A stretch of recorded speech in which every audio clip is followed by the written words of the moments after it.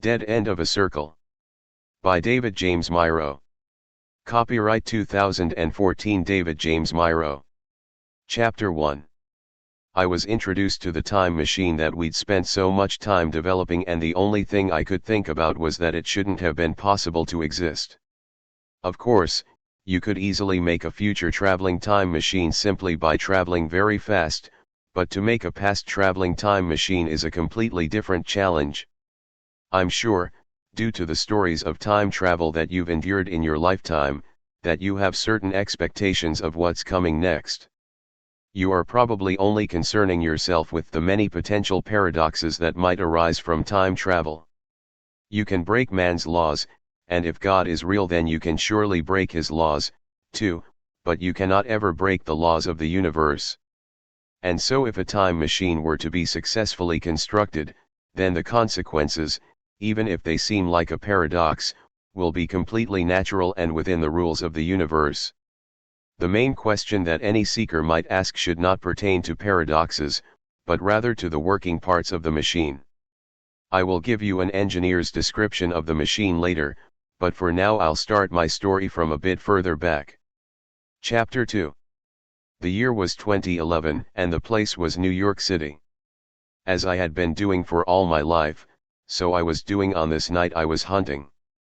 I found a destitute prostitute with a nondescript face who had one stocking riding higher than the other and some reddish-brown substance clinging to the cusp of her nostril like the Nike symbol, an ugly duckling of a woman whose unnecessary sexual parts were a mockery to the testament that no man would ever have her. I was somehow able to lead her to believe that I was sexually attracted to her. I motioned to her to get into my car, and she gladly did.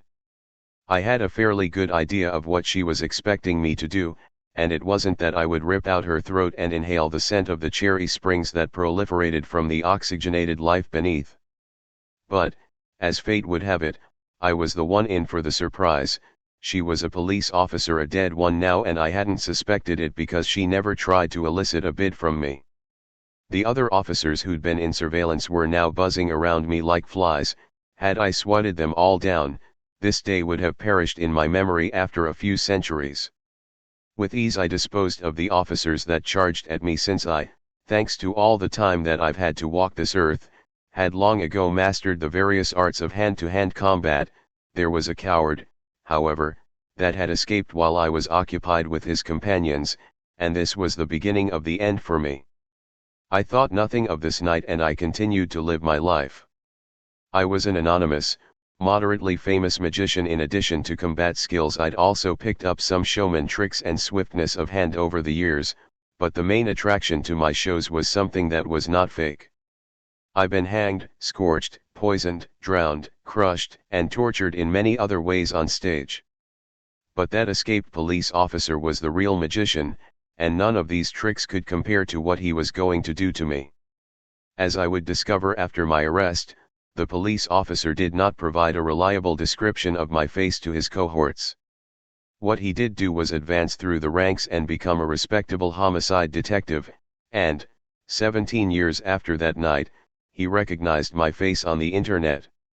The only thing he had to work with was a very quick encounter in the dark, nearly 2 decades ago, and he was in fear for his life at the moment, no less. It seemed impossible, but he saw my ageless face and his dormant memory awoke. His pay grade bestowed him credibility with the rest of his fellow officers, and that was the only reason that he was even able to scrap together a few men to spy on me. I'm sure he gained even more ranks after I was seen killing yet another prostitute on their very first day of surveillance. The team's numbers were nowhere near what they needed to be in order to take me down, but they didn't know it. They only knew that I was caught in a violent act, and so there was no hesitation on their part to attempt to apprehend me. They threatened me with bullets and such, and so I killed them, but that slippery detective escaped once again. This time, however, he had images of my face and of my deeds, and I had no chance of an escape from New York. Within a matter of a few hours there were enough recruited hands so that they were able to capture me with their mechanisms of metal. I surrendered unconditionally, lest I be seen reflecting bullets outside of the context of being a magician.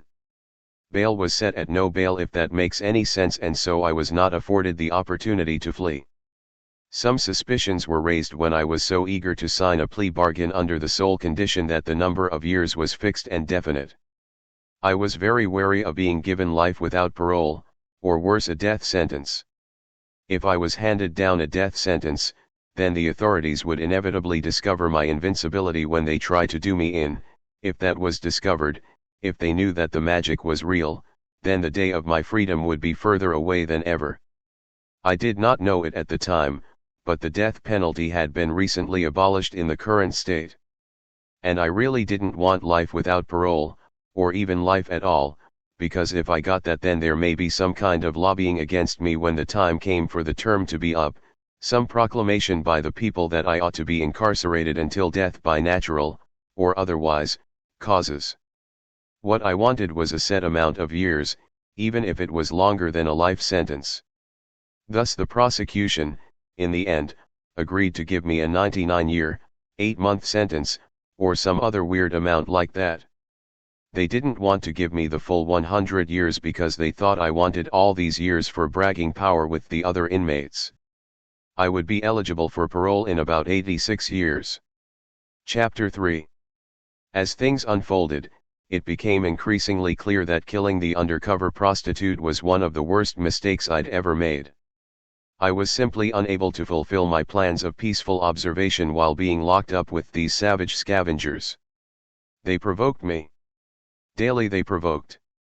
They provoked me like it was all they wanted out of this life. I should have been a hero because I was a cop killer, but instead I was targeted by everyone because I refused to join a race-based gang. The intensity of the battles became very fierce.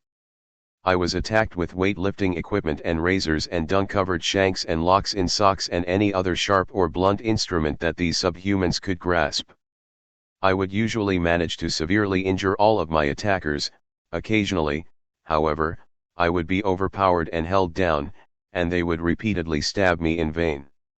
When these limb-bearers escaped me, knowing full well that the magic was real, I had to hunt them down individually and murder them in secret.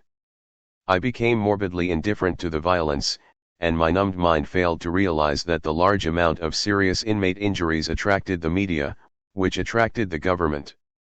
And so there was an investigation, and many mouths spoke of me.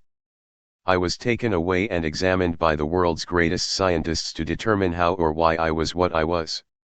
Like a wild animal, I was as uncooperative as I possibly could have been. I could not be chemically subdued, so whenever I was partially unrestrained I attacked with the intent to kill.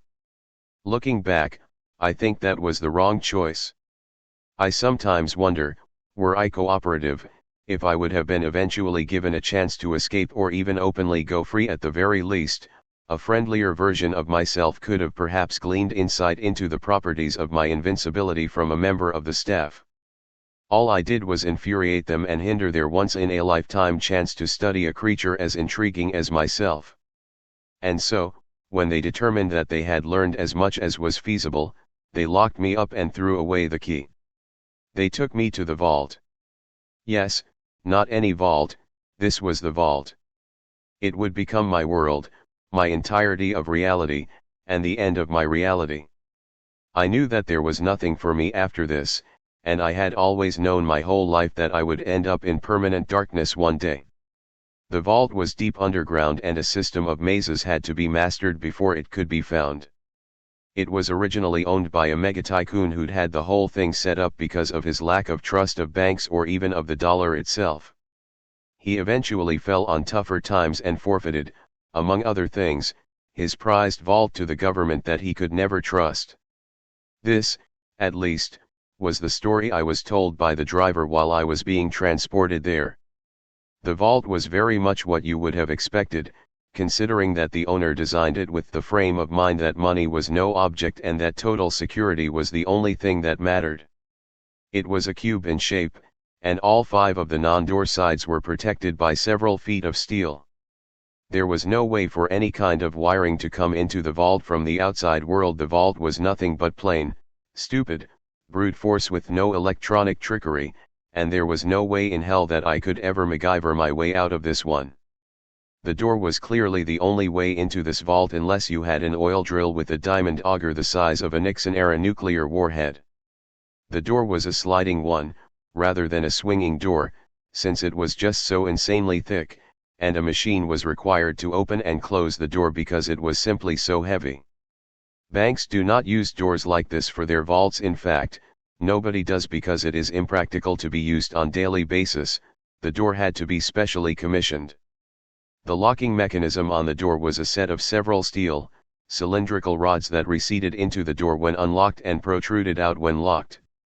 The receptacles for these locking rods above and below the door were nothing but holes in which the rods could hibernate.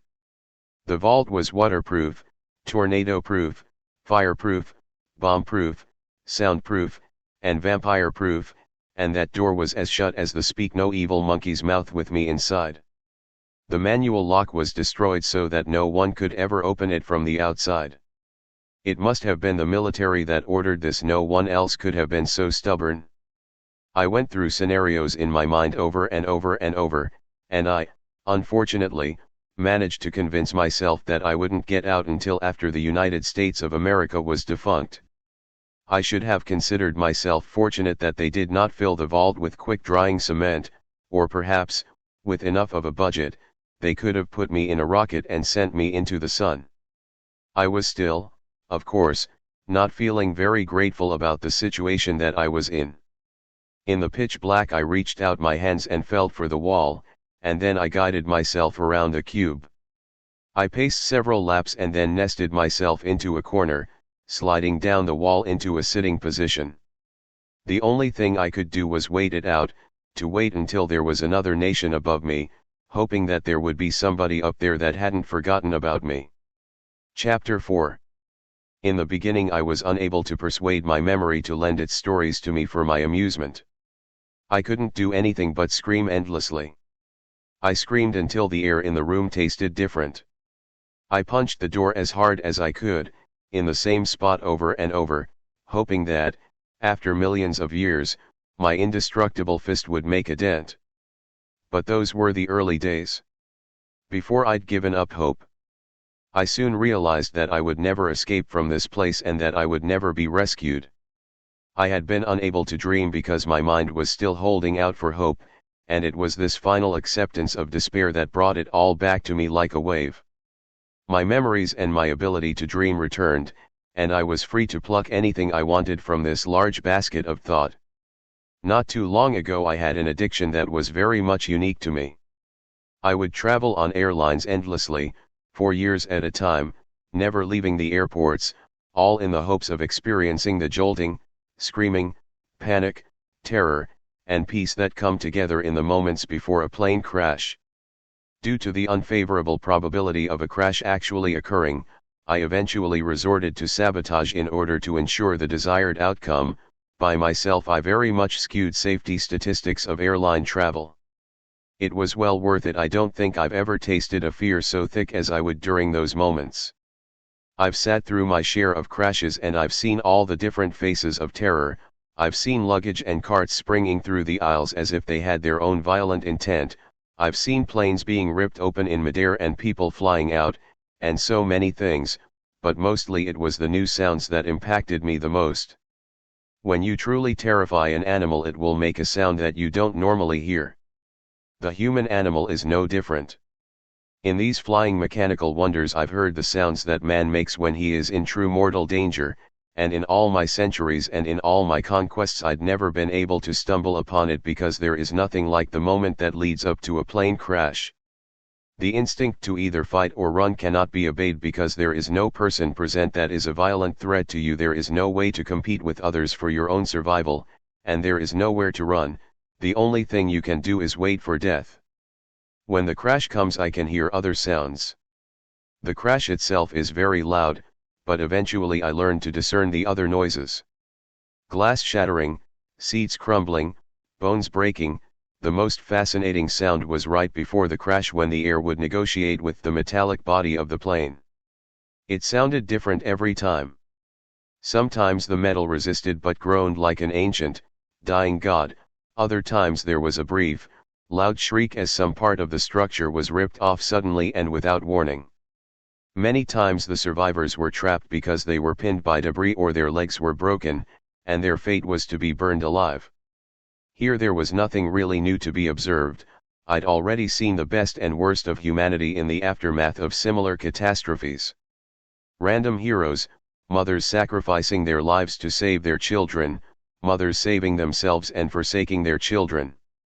Sometimes I'm rescued, sometimes I don't need to be rescued, and other times I'm the one who's left to burn. Chapter 5. If you leave the darkness of the vault, then you might find a world with natural laws that apply only in tales of fantasy, a world so deep in the past that the events that are told of this time are not possible unless you can imagine them. I was a great one, and even the lowest of my soldiers was legendary. I simply did anything I wanted, and there was no one to stop me.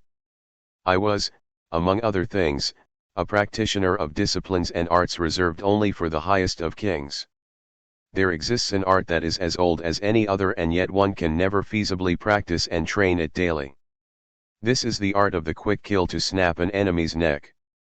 I had a horde of traitors and weaklings who'd been privileged to serve me to this end.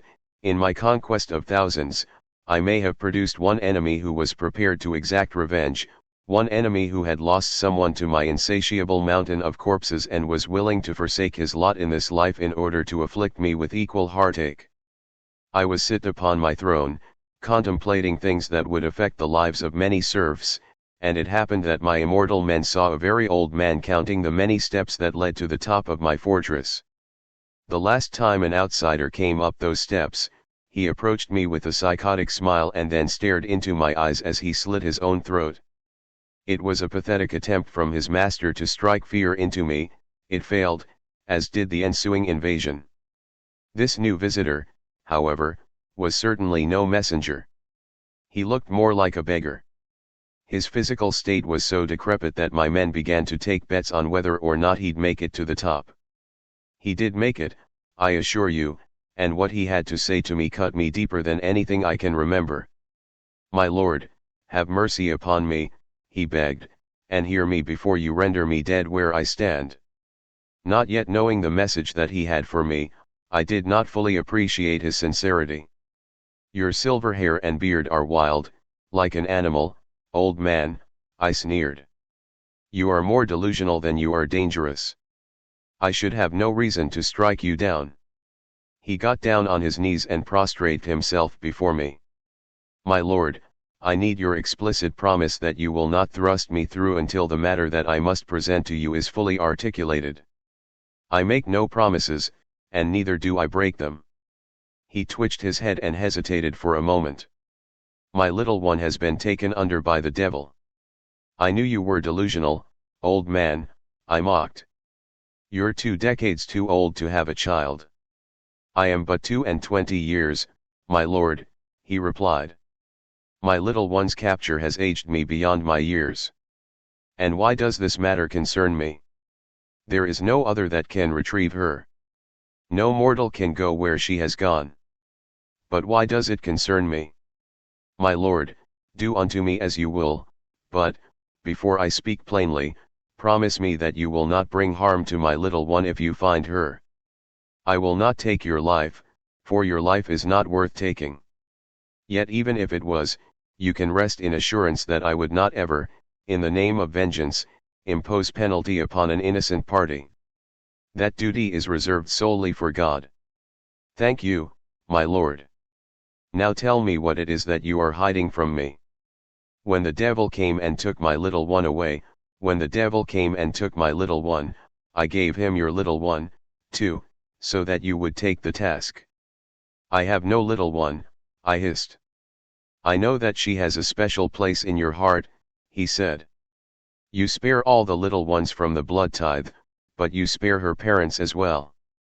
You are a great one, but I also know that you can feel mercy and compassion. You do not want Starla to suffer. You have a fatherly love for her." My eyes burned like charcoals and I could feel myself moving very unnaturally. "Truth be told, old man, I have never felt love for any child. All I can ever feel is hate for someone like you." "My lord," he begged, I hold my life in as little regard as you do. All I ask is that you do what is right, and that you do not harm the innocents.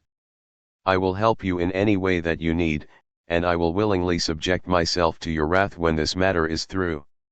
This is not reciprocity, I scorned. But, my lord, I know that you will follow your heart. I know that your heart will take you to your Starla, and to my little one as well, for you are mighty and in you beats the heart of a hero. I have no heart. Yes, my lord, but you are not heartless. I sighed with great emphasis. Where did this devil take her? I don't know. What? You don't know? You said that no mortal can fetch her. Yes, because of the nature of the one that has taken her. But I swear I do not know where she is. What game are you playing, old man? Are you the mourner of one of the nameless souls that I have slain? Has it happened already that I, in my careless slaughter of thousands, have refined one enemy from the blood and slimy parts that have accumulated in the gutter? My lord, inasmuch as I know that you, in your infinite wisdom, would not visit revenge upon a man by harming a third party, I, too, would not involve an innocent for such a petty endeavor, he said. But you have involved an innocent. But, my lord, he beseeched, this is not vengeance. I am not acting on behalf of a weakling that you rightfully executed. I assure you that I have done this only because my love for my little one outweighs my love for my own self and even my value for what is right and just. I hope for your sake, old man, that you tell lies. I hope for your sake that Starla is safe. I beckon to my men. Take him out of my sight. Chapter 6. I'd lived for thousands of years before man had the ability to harness the secrets of electricity, and countless times I had experienced total darkness of night with no pollution from light. But there was something different about this vault. When I held my hand in front of my face there was no wraith outline of a hand that I could picture in my mind. It was like this place was so brutally dark that I lost all sense of orientation and coordination. It was like I lost all sense of the self, and I did not even have the instinctual knowledge of where my hand should have been in relation to my face. I could still feel and taste and touch and such, but it seemed like I couldn't. I had some kind of panic in me that made me feel like I could not feel. It was like I could reach out and feel the door, but my brain wouldn't know that it was there. If there was light in here, then I doubt that I would have even been able to see. I was completely out of touch, out of existence. This vault. I didn't even know where it was anymore. I was no longer sure of the existence of Earth, or of reason and logic, or of my senses. The only thing I knew for sure to be real was the darkness. Chapter 7. We put the crazy old man who claimed to be young in tow behind our horses as we journeyed to see the oracle. By the time we were halfway there, he was being dragged because he was too tired to walk. The oracle didn't live in a house. Instead, she lived under a canopy of sorts greenery that had been condensed into a thick rain cover, and she slept on a large, polished rock. She had brown eyes and brown hair and perfect pink lips.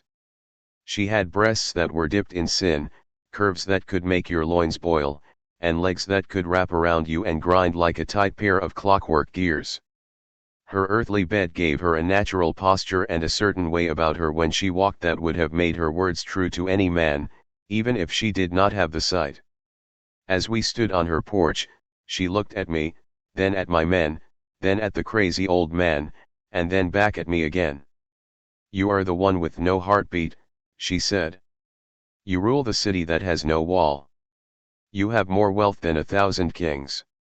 Everyone from here to the end of the earth fears you more than death itself. Even still, you come to me because there is something that you lack. I offer you the weight of 10 men in sculpted silver. In exchange I ask for mere words." "Keep it," she said. "There is only one thing that I want from you." "Ask."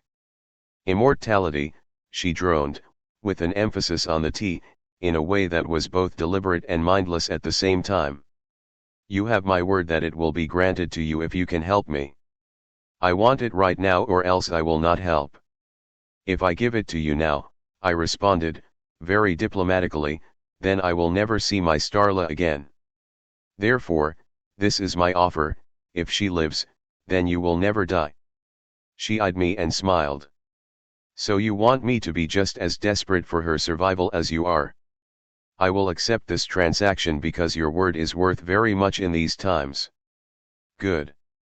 You will have to do nothing but tell me where to find her. My men and I will retrieve her, and then you will receive your reward. No, she said with lamentation. That is not possible. Your men will not go with you. They will go wherever I tell them to go. But they would not go to their own deaths. I know the arrangement you have with them. You have given them immortality in exchange for permanent service, but they, unlike you, are not invincible. They would not die for you, would they? I did indeed promise them eternal life in exchange for the perpetual service that you describe, so, as you correctly deduce, I cannot order them to their deaths. But what is this place of which you speak, such that these immortals would be in danger? And how, if these immortals are forbidden upon their lives to enter, is it possible that my Starla should survive? It is a great risk for anyone to enter, mortal or otherwise, she said, staring at some arbitrary tree leaf behind me. There is but a small chance that Starla lives? Tell me where she has been taken, Oracle. You must find your way to the Garden of Truth, there, the answer will be revealed to you. Chapter 8. The only way to get to the Garden of Truth is to travel through the land of lies. Many mortals have gone into the land of lies in search of this garden, and none have ever come back. They say you can never believe your eyes in the land of lies. It is a wasteland wherein the weaklings die and the strong go mad like the other inhabitants. Water is as black and thick as crude oil and fire is as cold as a nun's touch and nothing is ever as it seems, but it is not a dream. My men had the crazy old man's eyes put out and we readied a blindfold that would eventually be wrapped around my eyes, and we traveled by horse carriage to the road that would take us to the land of lies. We rode for days, and the crazy old man became increasingly fragile for the lack of food. My men kept him alive with the creeping and slithering things that we could find underfoot. After some time we reached the road. Anyone who traveled upon the road to the land of lies was well advised to not use his eyes, lest he go mad and become one of the scuttling wretches that haunted the land. And this was as far as my men could go, for their loyalty was not to the death. They blindfolded me and left. The road to the land of lies was straight and narrow. It was straight and narrow, but it was not straight. It was as crooked as a man's heart and as treacherous as his deeds. At the end of the road was the entry point. It was a great pit of tar, and it fed every day upon rot and decay. You could say there was no rotting in this place, as the process of rot is actually a result of the proliferation of life. This place had a death rot, and the air was like the air in the lungs of a dead man. The trees here were leafless and black, and the sky was always dull and grey, so I've been told. Don't bother looking for the sun, it's been maimed. This land was so dry and desolate, so empty, that a mere drop of water, if given to the earth, would, with the invocation of osmosis and equilibrium, disperse itself in all directions, every which way, spanning several paces before surrendering its will. The tar pit was the point of no return. The crazy old man and I arrived at this nexus point and we could hear it bubbling and frothing, slowly consuming the environment around it. Underneath these black depths was the land of lies, and there was no known way of coming back. So we took one last moment in this world and then gave up our bodies to the pit, descending through the darkness. I had been counting in my head and I knew about how long a man could survive before drowning. As the time continued to proceed we kept descending, but we could not sip through the bottom. There was nothing beneath us but more tar. Something was wrong. When I felt that the crazy old man's time was about to be up, I waded back up through the muck until I felt air on my face. "My lord, is that you? Are you there?" he cried, the tar in his mouth forcing slight gag sounds as he spoke. It is I said. I had anticipated that the tar pit would swallow us up and then defecate us into some deep underground cave, many paces below the surface. Instead, the land of lies rolled itself out on top of reality and claimed the horizon in all directions while we were in the black deep. I could see now why there was no known way to leave this place. And everything felt so different here, like we didn't belong, like the place was waiting for us to leave. It was cold and barren, and nature was different. Chapter 9. More years passed as I was reduced to mere existence in the vault. I began to lose my mind, and at some point I was totally unable to distinguish between my thoughts and the actual sound of my voice. Even my bloodlust was just simply gone. It was an emptiness that I had truly never felt before in my entire life. There was nothing in this world except for time, and my heartbeat was the world's clock. There was something happening to me in this vault, something that I cannot explain. It was something like the phantom limb phenomenon. When I touched the walls I could feel the metal on my hand, but I could also feel what the wall felt. I felt my cold, steel body being touched by a fleshy hand. I shared some kind of a biological entanglement with the vault, and I somehow was aware that it was alive and that it could feel my heartbeat. My heartbeat wasn't real, and I knew it, but I could still hear it pounding, and the more I focused on it the louder it got. And I knew the vault could hear it, too. I knew it could feel it. I knew the vault was just as indestructible as I was, and I knew that I would never leave this place alive. Chapter 10. We were as unarmed as soldiers of peace and the chances of success were not promising. The tar that covered our bodies had dried into ash, but the ground beneath us was moist from the mingled tears of all the forgotten children. Each step I took in the mud took me deeper into agony. It was like my heart was cut up and unfurled and stretched out like a banner, and I could feel it being pulled every which way. Everything felt so significant, like my body's nerves were the roots of all the trees of the earth so that I could feel the pain and suffering of the whole world. The blind worm slithered in the mud below me, surviving off of this misery, waiting in salivating anticipation for each new teardrop. I marched on but I was sinking, and everything was like an atmosphere in my eyes and I wanted to cry. The worms knew, and they began to undulate up my legs and up my belly to taste the tears that so desperately wanted to leak down my cheeks. I slowly began to fall like a crumbling mountain and I braced myself with my arms, and the worms came up my arms and they were all over my body now.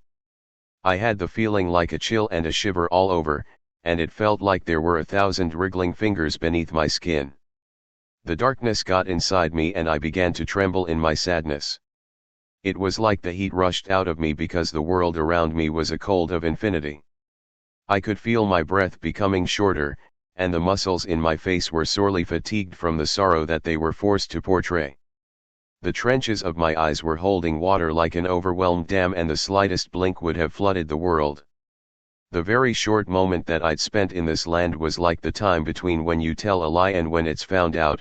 Now the time of reckoning had come. There was no way to hide that we were here. This place it had an aura, it seemed to wrap its fingers around my eyes and remove my blindfold like a seductive lover, not lacking in sleight of hand, and it was then that I saw a great gulf before us. It was an enormous canyon that stretched out to the horizon on the left and the right, and there were 3 bridges offered up as compensation for this. To the left, a long bridge made out of hellfire. To the right, an ornate road that filled you with paralyzing dread whenever you looked at it. And straight ahead, a path that was an impossible structure, a one-sided helix, winding forever into the distance. I don't understand what I'm seeing, I confessed. I cannot put this into words. What is it, my lord? The distress in his voice was not subtle, and when I looked upon him I could see that he, too, was afflicted by the worms. I took him by the hand and led him to the ornate road. Follow this path, I said. The crazy old man obeyed without question. I followed the path of hellfire, for after having seen the ornate road I would have been overwhelmed by it even if my eyes were closed. The hellfire purified me of the terrible worms, but the crazy old man was not as fortunate. As I looked through the flames I could see that he began to drip apart like a punctured heart, and then he finally buckled under the weight of his own anguish. The worms left him in the same physical state that he was in when they had first found him, but yet there was definitely something tangibly different about him now. It was as if something inside him had been extinguished. In my perverse observation of the crazy old man's torment I invested a dangerous amount of time looking upon the ornate road. And I felt the dread in me now, that suffocating feeling in me like there was a balloon lodged in my throat, and I closed my eyes but I still couldn't move. I couldn't breathe. The dread was so overpowering that it felt like it was coming from the entire external world, and in response I allowed myself to completely let go. I collapsed as though I'd been shot in the head, utterly limp and totally indifferent as to whether I might land upon the bridge or fall off of it. Chapter 11. What do you see, my lord? What happened? Where are we? I think we are in the garden. How did we get here? I lost time, and how did you rescue me from the hellfire? I see no singe or sizzle on your skin. The hellfire only burns living things. The worms siphoned your soul. Indeed, my lord. I am done for. I can never leave this place. Why is that? If you tell too many lies, then you will only be able to save yourself with even more lies. And so it is with this place, it has gotten inside me, it's become a part of me now. I can no longer survive outside of this place. If you have become twisted with lies, then how is it that you can be standing in the garden of truth? If that is truly where we are now, then I do not belong here. It looks like any other garden that I've been in. What's that sound? Have you been hearing it? It's water. There's a fountain. Do you see a fountain? I see nothing of the kind and I hear nothing, you old fool. Maybe it's a large waterfall that's very far away, he suggested. Then let us find it. So I took him by the hand and I began to guide him through the garden, but then he tripped and lost his feet after a few paces. My lord! He cried in confusion. You let me trip over something. You fool, there is nothing there. The crazy old man reached out with his hands and pantomimed them in the air, as though he were feeling the contours of a solid object. Can't you see this? This thing here, is it not a statuette? Old man, there's nothing there. It's just air. He then rubbed his hands over the ground. What is the substance of the ground? He asked. Is it soil? We're standing on a grassy walkway. Oh no, oh no. You've lost your mind, old man, I snapped. No. I know exactly what's happening. We're not in the same garden. What? Can't you see? He cried. We aren't in the same garden. It's trying to tell us something. The truth is that there is no truth. And just then the oracle came out from behind a hedge. She had cut out her own eyes, just the same as we'd done to the crazy old man. And she spoke. Your friend is almost right. The truth is that truth is meaningless. And I already knew the complete and exhaustive formulation of this argument and I knew the inescapable conclusion. Statements are made of language, language is circular because all words are defined in terms of other words, and so statements are circular and thus their truth value is completely arbitrary. Furthermore, without any logical axioms in place, everything can be both true and false at the same time, and the truth will be indistinguishable from anything else. We are only able to baselessly assert the validity of a set of completely unverifiable logical axioms so that we can use our language, which uses itself to define itself, to conclude that a favored statement is true. And I suddenly had the feeling that I'd had enough of this garden. Where are you going? The oracle asked. I have to find my way out of this place so that I can save Starla. What do you mean, my lord? The crazy old man asked. This is where we need to be to find her. I'm talking to the oracle, but only I can see her, I said. Only I can hear her. Then I was right, he said. There is no truth. There is none. We are in different gardens. I cannot hear her. Quiet, old man. Oracle, are you me? Are you my inner thoughts? This is the garden of truth, she said. There are no lies here, and everything that you can see or hear is truth. Supposing, of course, that truth exists. Of course. But then why can't my prisoner hear you? Is it as he says, are we in different gardens? No one can know everything. We are all in the same garden, but different parts of this garden are seen by different people. There is no one who can see the whole garden. Then why are we here? What is the point? I was able to feel that your girl is in the land of lies, but nothing can be certain of that place. I had to come to this garden and breathe this air. This was my only way of knowing what happened to your Starla. You must be an apparition. There is not a chance that the real oracle would venture through the land of lies with no escort, especially considering that I, an immortal, could have offered it. I told you, she insisted. There is only one thing that I need from you. Nothing else. And you shall have it if you can bring me to her. Tell me where. It's so tragic, she's not far from here. You may have even passed her on your way. You say with a certainty that she is in the land of lies. I did tell you, did I not, that she is in a horrible place. But I could not have known it for sure until now. I am so sorry. I finally found the courage to ask the obvious question. She no longer lives? It is as you say. But what if I never left the land of lies? Maybe I'm still in it? Maybe you are a lie. If this is not the garden of truth, then where is it? The crazy old man asked. How far must we go until you'll believe we've made it? This is all a lie, I insisted. Then say a lie, suggested the oracle. What? There are no lies in the garden of truth. And so I tried to say a lie. I tried to say that my vest was purple, but I could not say it. But, oracle, I said that this was all a lie. And you were not lying. What is happening? What is she saying? The crazy old man asked.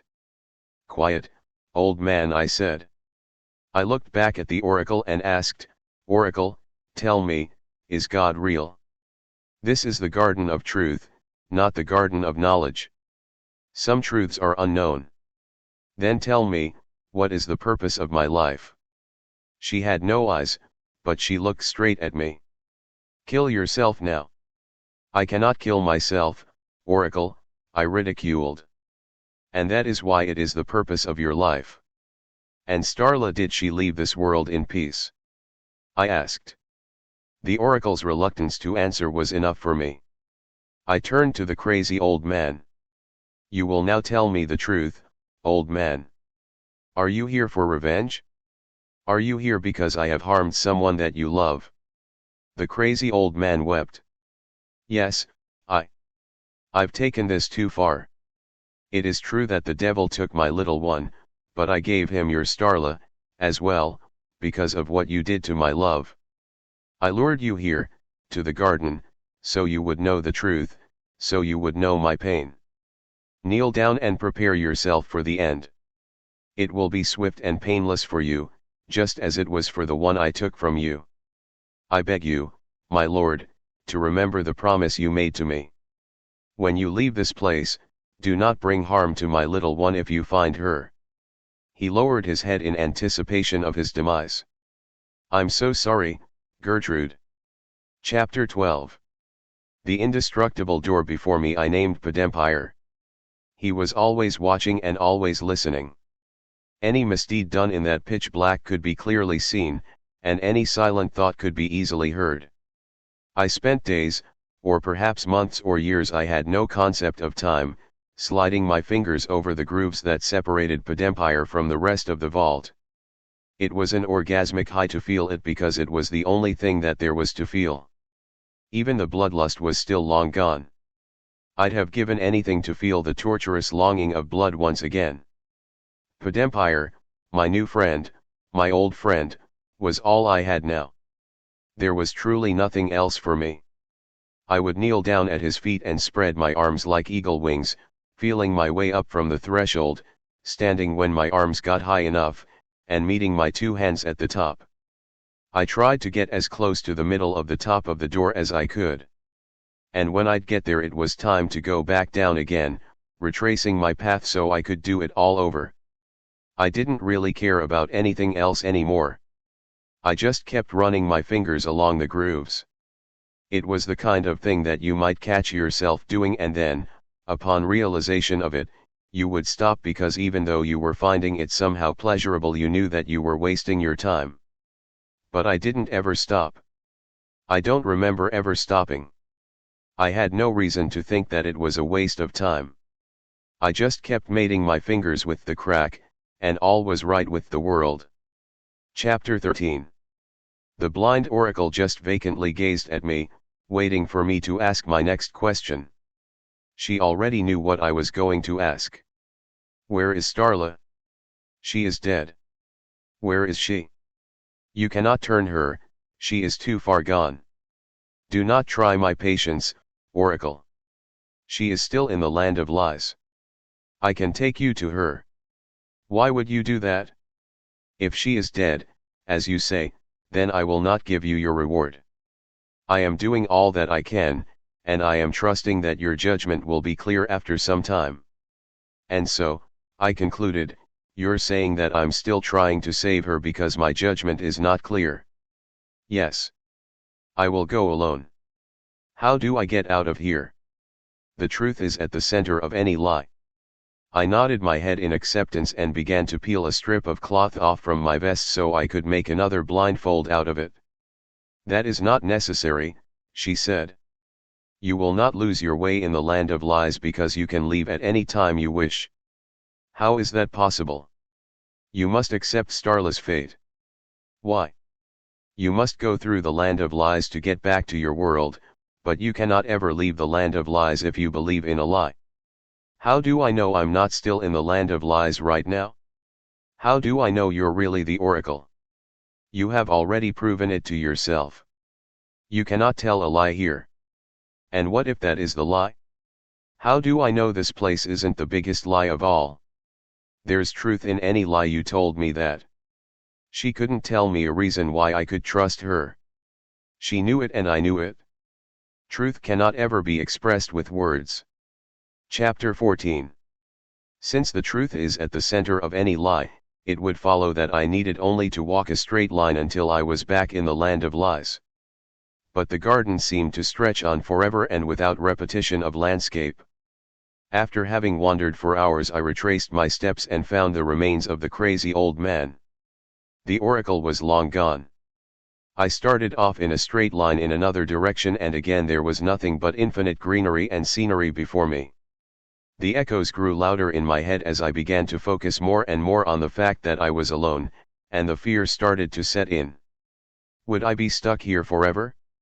And then it happened that I saw Starla in the distant fog. I ran and shouted for her, but, as I got closer and as she began to turn and face me, I saw that it wasn't Starla. The little girl just looked at me for a while, and then she spoke, "Help me. I'm lost. I don't know where my father is." It was the crazy old man's little girl. I suddenly felt so horrible. I'd killed her father and I wasn't even concerned with her safety at all. I only wanted to find Starla, and this little one here could have perished and it would have meant nothing to me. She was so young and innocent, there was no possible way that this little girl could have crossed over any of the bridges leading to the garden. I suddenly realized that I must have, at some point, wandered out of the garden and back into the land of lies. It looked like the garden of truth, but I must have left at some point and was now seeing nothing but lies. And then that meant that it was possible that this little girl before me was no girl at all, but rather some horrific monster indigenous to this place. "What is your name, little girl?" I asked. "Gertrude." "Gertrude, I've come to take you home, okay? Your father sent me. He loves you very much, but he had to leave. He told me to come and take you home. Okay. A lie. I was able to tell a lie. I took her by her little hand and my thumb filled the entire valley of her palm. We wandered through the garden and at last we came to a well, but there was no water that did fill this well. In this well was black tar, the same black tar that had taken me into this terrible place. I did not know what game this place was playing. I knew only that this endlessly swirling slop of black and darkness would definitely not take us home. But what else could I do? I had to play the game. I had to go inside. Chapter 15.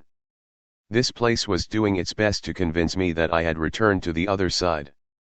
We were on the road that the crazy old man and I had taken to get to the land of lies, or, rather, I should say that we were in the land of lies and on a road that felt just like it. I turned to Gertrude, expecting her to mold her false skin and reveal her true self. But she just looked at me, dried tears halfway down her cheeks and ash all over her little body, wondering what I was thinking. So I kept on with her and we reached the end of the road. But I could only think of Starla. And I was doing something wrong. This did not seem like the right way to go. Go home, Gertrude. Back to your village. I know that you can find the rest of the way. After dismissing Gertrude with yet another lie, I went back to the tar pit. I ran as quickly as I could, but the tar had already disintegrated into ash. I clawed through the ashes in vain, I was being mocked. I lifted myself up with my ash-stained hands and turned around to go catch back up with Gertrude, but right when I turned around I saw her lying on the ground before me. I rushed to her side and tried to check for her human vitality, but she was already pale and cold to the touch. Even in death I could tell from her face that it was the blind worms that had gotten to her. They fed on innocence and fear, and little children have those things in far more abundance than terrible old men. This was the game. This was how this place would try to break me. Gertrude was only preserved this long so that this could happen. I told a lie to a little girl in the land of lies, and because of my lie she died. I was a monster, no different from any other abomination in this place. I looked at her little fingers that barely had any wrinkles of daily wear on them and I saw in a flash all of her life that she would never be able to live. And I wanted to die. I wanted to trade places with her, I wanted to be buried in the deepest tomb, I wanted to disappear. The crazy old man had taken my Starla, and now I had taken his little one, and everything was so fucked up now, and I held Gertrude close to my heart and spilled my tears on her scalp, telling her how sorry I was, and this place had finally broken me. I was broken to pieces, but I was not driven to madness. I was just driven to sadness. I could never love again. And I knew that this was what was necessary for me to finally accept and believe Starla's fate. And so I closed my eyes, but there was no darkness because the sun had returned and its light was coming through my eyes and I was out of the land of lies. But the story ends in darkness, just as it began. Chapter 16. Podempire started to inflate like the foil top on a popcorn pan, a big, huge bubble of bobbling metal that was finding some kind of buoyancy like an inflating balloon, bouncing and boinging until finally bursting. And I could see outside, and it was full of stars, and I was the only life left in the universe. Perhaps, in a few billion years from now, the sun will not expand so far out into space that it will swallow the Earth. Perhaps the Earth will instead just keep going around the dead sun, forever and ever. Or maybe the stray rocks and pebbles intersecting the Earth's orbit will, after an eternity, bog down the planet enough so that it will apathetically fall into the sun and melt in the charred remnants of what was once a star. But before that happens, the end will come. I will be trapped in this vault until the half-life of the proton has been doubled, and then the deconstruction of matter will dominate the universe. My invincible hands will wither before my blind eyes as all form and shape in the universe is bled dry. Madame Entropy will at last finish her masterpiece, and all evidence that life, beauty, and happiness ever existed will be irrevocably erased. The last man on earth will watch his last bleak sun rise, and he won't even care as his cold, lifeless body is claimed by the dirt. The worms will rot, the oceans will be dry as chalk, the volcanoes will belch out ice, and the sky will crumble into dust as the final curtain closes on the universe. And I will be backstage, staring, forever and ever, into the void. Chapter 17. The fisher of men dangled on the tee, arms stretched wide, eyes turned out, blood leaking down his ribs. To be honest, I don't know if he's telling the truth or making it up, Father Brahm said. I don't know why he would make it up, but I just don't feel certain about this. He paused. Reserve your judgment. I looked down at the crude paper that held Mr. John Tilger's information. As always, I said, I will lie in wait and catch him in the act. Father Brahm and I had an arrangement. He was to listen to confessions and give up to me the name of anyone confessing to the rape of a child, and it was my duty to substantiate the claims and then take the monster from his home. Father Brahm also ran the orphanage that adopted the children in the event that there was no one left to care for them after I had done my part. My abominable nature was acceptable to Father Brahm, as was my refusal to acknowledge his rank in the vile hierarchy of perverse old men, because we both believed in what we were doing. He must have thought that I was an angel or else some other kind of supernatural being totally above him and anyone else in the priesthood. And so, having received my target, I took my coat and departed. As I rode on horseback, the rain began to descend and the ink on my document ran. My pocket became an abyss of black slime, and anything written down was useless. It didn't matter, though, because I'd long since memorized it all. Mr. Tilger was not very wealthy, although he did have his own residence. Any further remarks regarding this man's description will be withheld. Also, his name was not Mr. Tilger but rather something else that will not be revealed. I refuse to honor his legacy by immortalizing his name in print, in the hope that time has forgotten him. I dismounted my horse around a corner and hitched the reins, opting to finish my journey on foot. From a distance I noticed some small clothing, soaking wet from the rain, that had been left on the clothesline in Mr. Tilger's small yard. I silently marched up to the rickety property.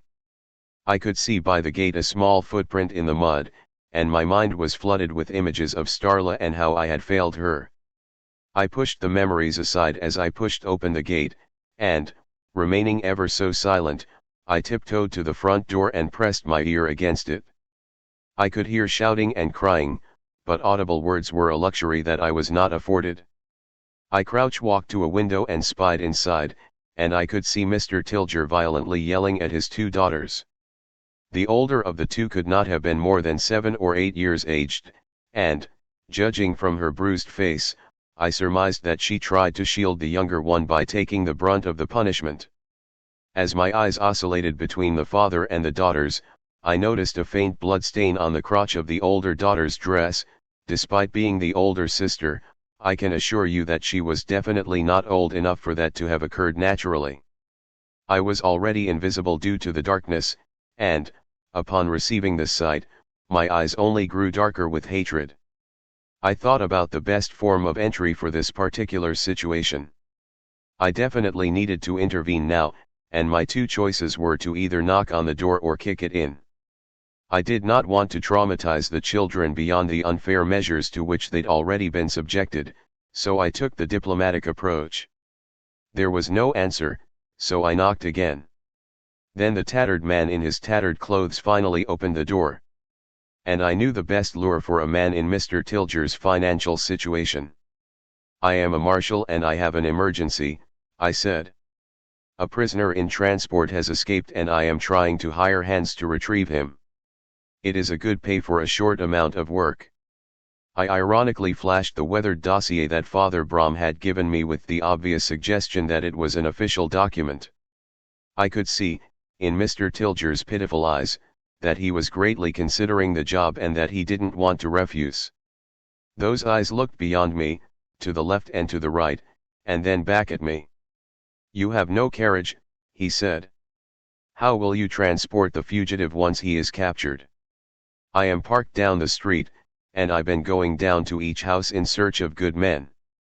I have very little time." I need to know if you will join the posse or if I must ask another. I'll join, he grunted. But what about my daughters? It sickened me to hear him speak as though he was concerned for their well-being. He's wounded and I have a good idea of where he is. We won't be gone but for a few hours, I said sharply. Get your coat, for we must be on our way. During the moment that he was gone, the children, in their curiosity, filled the doorway and looked up at me. They were confused, but the older one seemed to partially understand what was happening, at least, on the surface, and she appeared to be glad that she would be relieved of her father's company if only for a short while. Mr. Tilger came back to the door and angrily shooed them out of the way. Immediately afterward he tried to act like a polite gentleman to me. I led him away from the house and out of view of his daughters, and then I knocked his wind out with a carefully placed fist to the stomach. The fugitive is you. I administered a vicious beating and then dragged Mr. Tilger's effectively unanimated body into a dark alley that no vagrant would even defecate in. There I secured him in ropes and fixed a gag around his mouth. Before going back to the house, I felt for air under his nose to ensure that he was able to breathe. I threatened to kill him if he attempted to escape or draw attention to himself. I went back to the house and I could see that the girls were still standing in the threshold of the doorway. I stood under the eave and greeted them with kindness, but not so much kindness that they'd lose trust of me. Your father is getting the bad man, I said. Is your mother home? Can I talk to her? She sleeps with the angels now, the older one said, speaking for the both of them. Did your father get a new mother for you? No, he says that it's our fault that she died and we have to take her place. There was something about them, they were so stoic and accepting of their own fate. It was infecting me, and I could feel my pity for them starting to slip away. It was like there was nothing inside of me, and it just felt like I didn't care at all. But this would have happened anyway because my love for them was not genuine. My love for little ones was nothing but hatred for the monsters that did harm to them. I could never love again because, long ago, I'd been broken. What does that mean, take her place? What do you have to do? I asked. We have to cook for him. He labors for his fee and then buys the food, and we just have to cook it. Is there anything else that you have to do, anything else that your mother did? Sometimes we have to close our eyes while he hugs us. It hurts, but he says that's normal. Well, your father will be gone for a very long time. He wanted to come back again, to you girls, but he is just so good at catching the bad men that the king needs him for a long time. Do you have grandparents that can watch over you for a while? They both shook their head no. Maybe an uncle or an aunt. They again indicated in the negative. How about this, then? After I go get rid of the bad man, I'll take you to a nice place where the food is always hot and the beds are always warm. How does that sound? That sounds good. Thank you, said the younger one, in a much brighter voice. I just smiled, turned my back, and started to run. I ran slowly at first, while I was still on their property, and then I tuned it up to full speed. I was relieved to see that Mr. Tilger was still where I'd left him. You are guilty of the highest of all crimes. Higher than murder. Higher than treason. Your punishment shall be death without a trial. I beat him again until his face was soup and his eyes were half-eaten strawberries. My love could be broken, I knew that much. But my hate? Never. Chapter 18. Father. Father. Save me from this madman. Father Brahm and I shared a glance with one another and then looked back at Mr. Tilger coldly. And that's when he realized, as he was hanging there naked, upside down, and totally helpless, that he was going to die. Father. He begged. What would God say? What would God say? Father Brahm repeated in disgust. What would God say? God has taken a vow of silence. The question is, what would your wife say? Please, my daughters need me. Turning them into orphans is doing more harm than good. For their sake, let me go. I beg you. Your children are not a shield, I said. You will not hide behind them. I stepped in behind the hanging man and held him in place so that he could not writhe. You will be held responsible for what you have done. Oh, I know what it is, Mr. Tilger proclaimed. This is what happened to the two of you, isn't it? That's why you're doing this. He quickly exchanged his fright and dignity-trampling desperation for a sadistic smile. How did it feel to have another man inside you? How did it feel? Father Brahm produced an ordinary dinner fork and gazed upon it with awe. I've always felt that elaborate tools were unnecessary. You'd never believe what I could do to you with nothing more than this fork. There was blood and screaming. And Father Brahm was quite right, it was indeed very possible to do many horrible things to a person with nothing more than a dinner fork. The hanging man eventually lost consciousness, either from the intense pain or from all of the blood rushing to his head, but that wasn't enough to stop Father Brahm. And then I could feel the cold darkness of the vault rising up inside me and swallowing my guts. Chapter 19. In almost every war, I was there. I enjoyed to fight for both sides in any particular war, unless, of course, my physical appearance forbade me from joining one side or the other. In most such circumstances, however, I found myself able to break through the ethnic barriers simply by supplementing my enrollment application with the presentation of several severed heads of enemy leaders. The America-Vietnam War was the last war that I fought in, and it would have been the last one even if I hadn't been stowed away in this vault.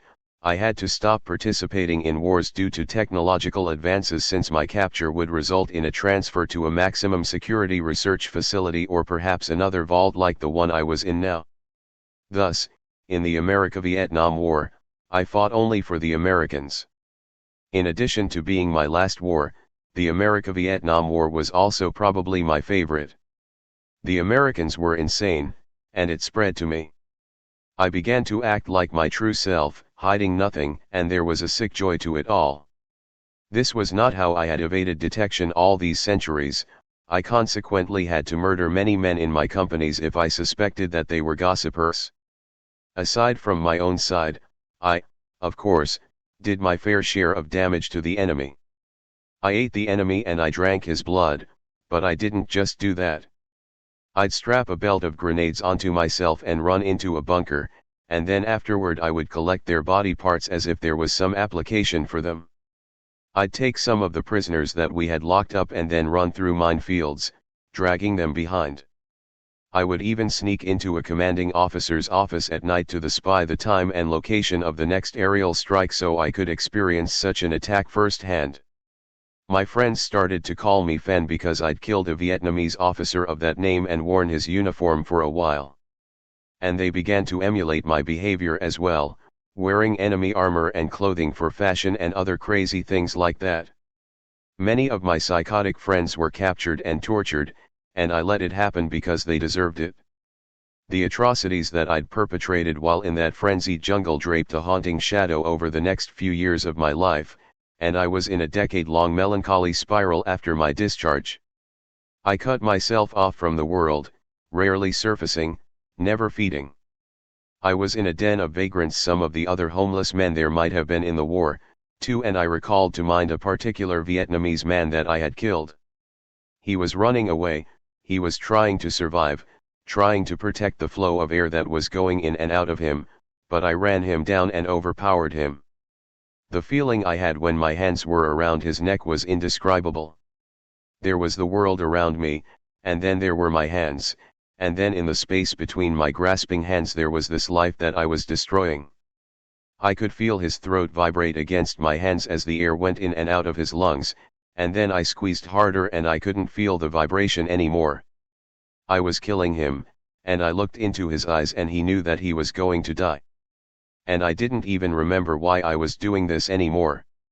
His face became blurry, and then I blinked and tears fell onto his face, and his neck was warm to my fingers now because his body and mine had established a connection, and my rhythm was set with his, and it was like I could see in his eyes his whole life and everything that I was taking from him. I deserved to be in this vault for all of the lives that I had destroyed and for all of the pain that I had caused, and Padempire would never forget the things that I'd done. Chapter 20. As I brought yet another bloodied pedophile down the dark steps of the dungeon, I could hear Father Brahm interrogating someone. It could not have been Mr. Tilger, as it was not physically possible for him to have been conscious at this point. The interrogated would not answer, and, when I laid eyes on him, I discovered why. The detainee was one of my men. "This one is a different kind of monster than the ones we usually seek," Father Brahm said to me. "This one is a bloodsucker. As am I. But this one is a killer. As am I."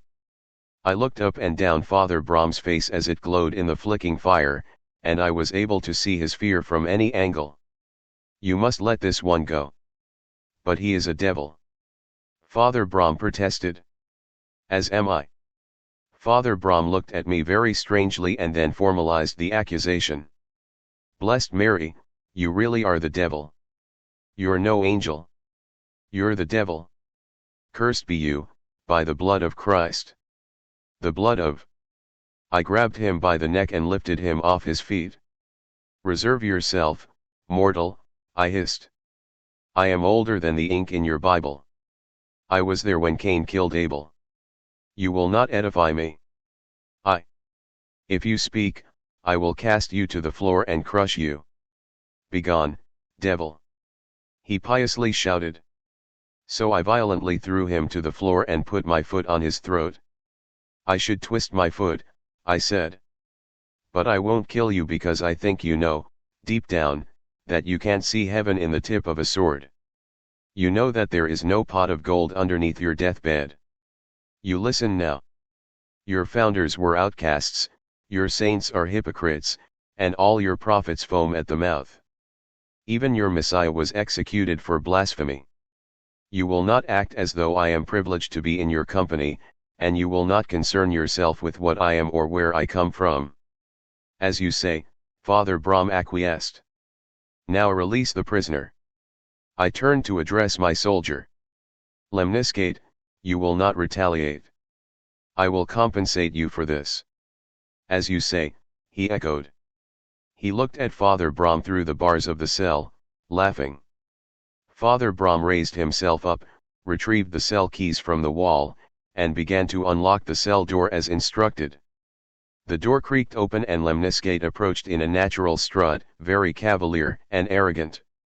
As he neared, Father Brahm took a courtesy step backward to make room. When Lemniscate's back faced Father Brahm, the priest revealed a dagger from within his robes and jabbed it into the vampire's neck. He held the other side of Lemniscate's head with his other hand so he could jostle the dagger back and forth, and blood did flow out in mighty gulps.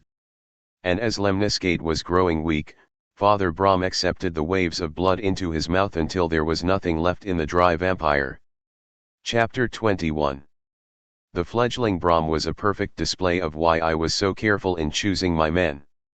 He could not control the new hunger, and to make a long story short, he was responsible for us both becoming fugitives of the church. And, of course, in these times, being a fugitive of the church was just the same as being a fugitive of the world. Brahm was thrust through and beheaded in battle because he'd gone mad with the new blood that was in his veins. However, I, as always, surrendered when the overwhelming forces were upon me. I was largely glad that Brahm's time on this earth had come to an end, as he had become uncontrollable and unpredictable. Due to his loyalty to me that he'd had while he was still human, I was unable to kill him. It was, however, far from my duties to grieve his death. And so, having yielded to the church's knights, I was taken to the deepest, darkest depths to which man could have possibly burrowed, given the technological infancy of the time, and there I would dwell for a short time. Chapter 22.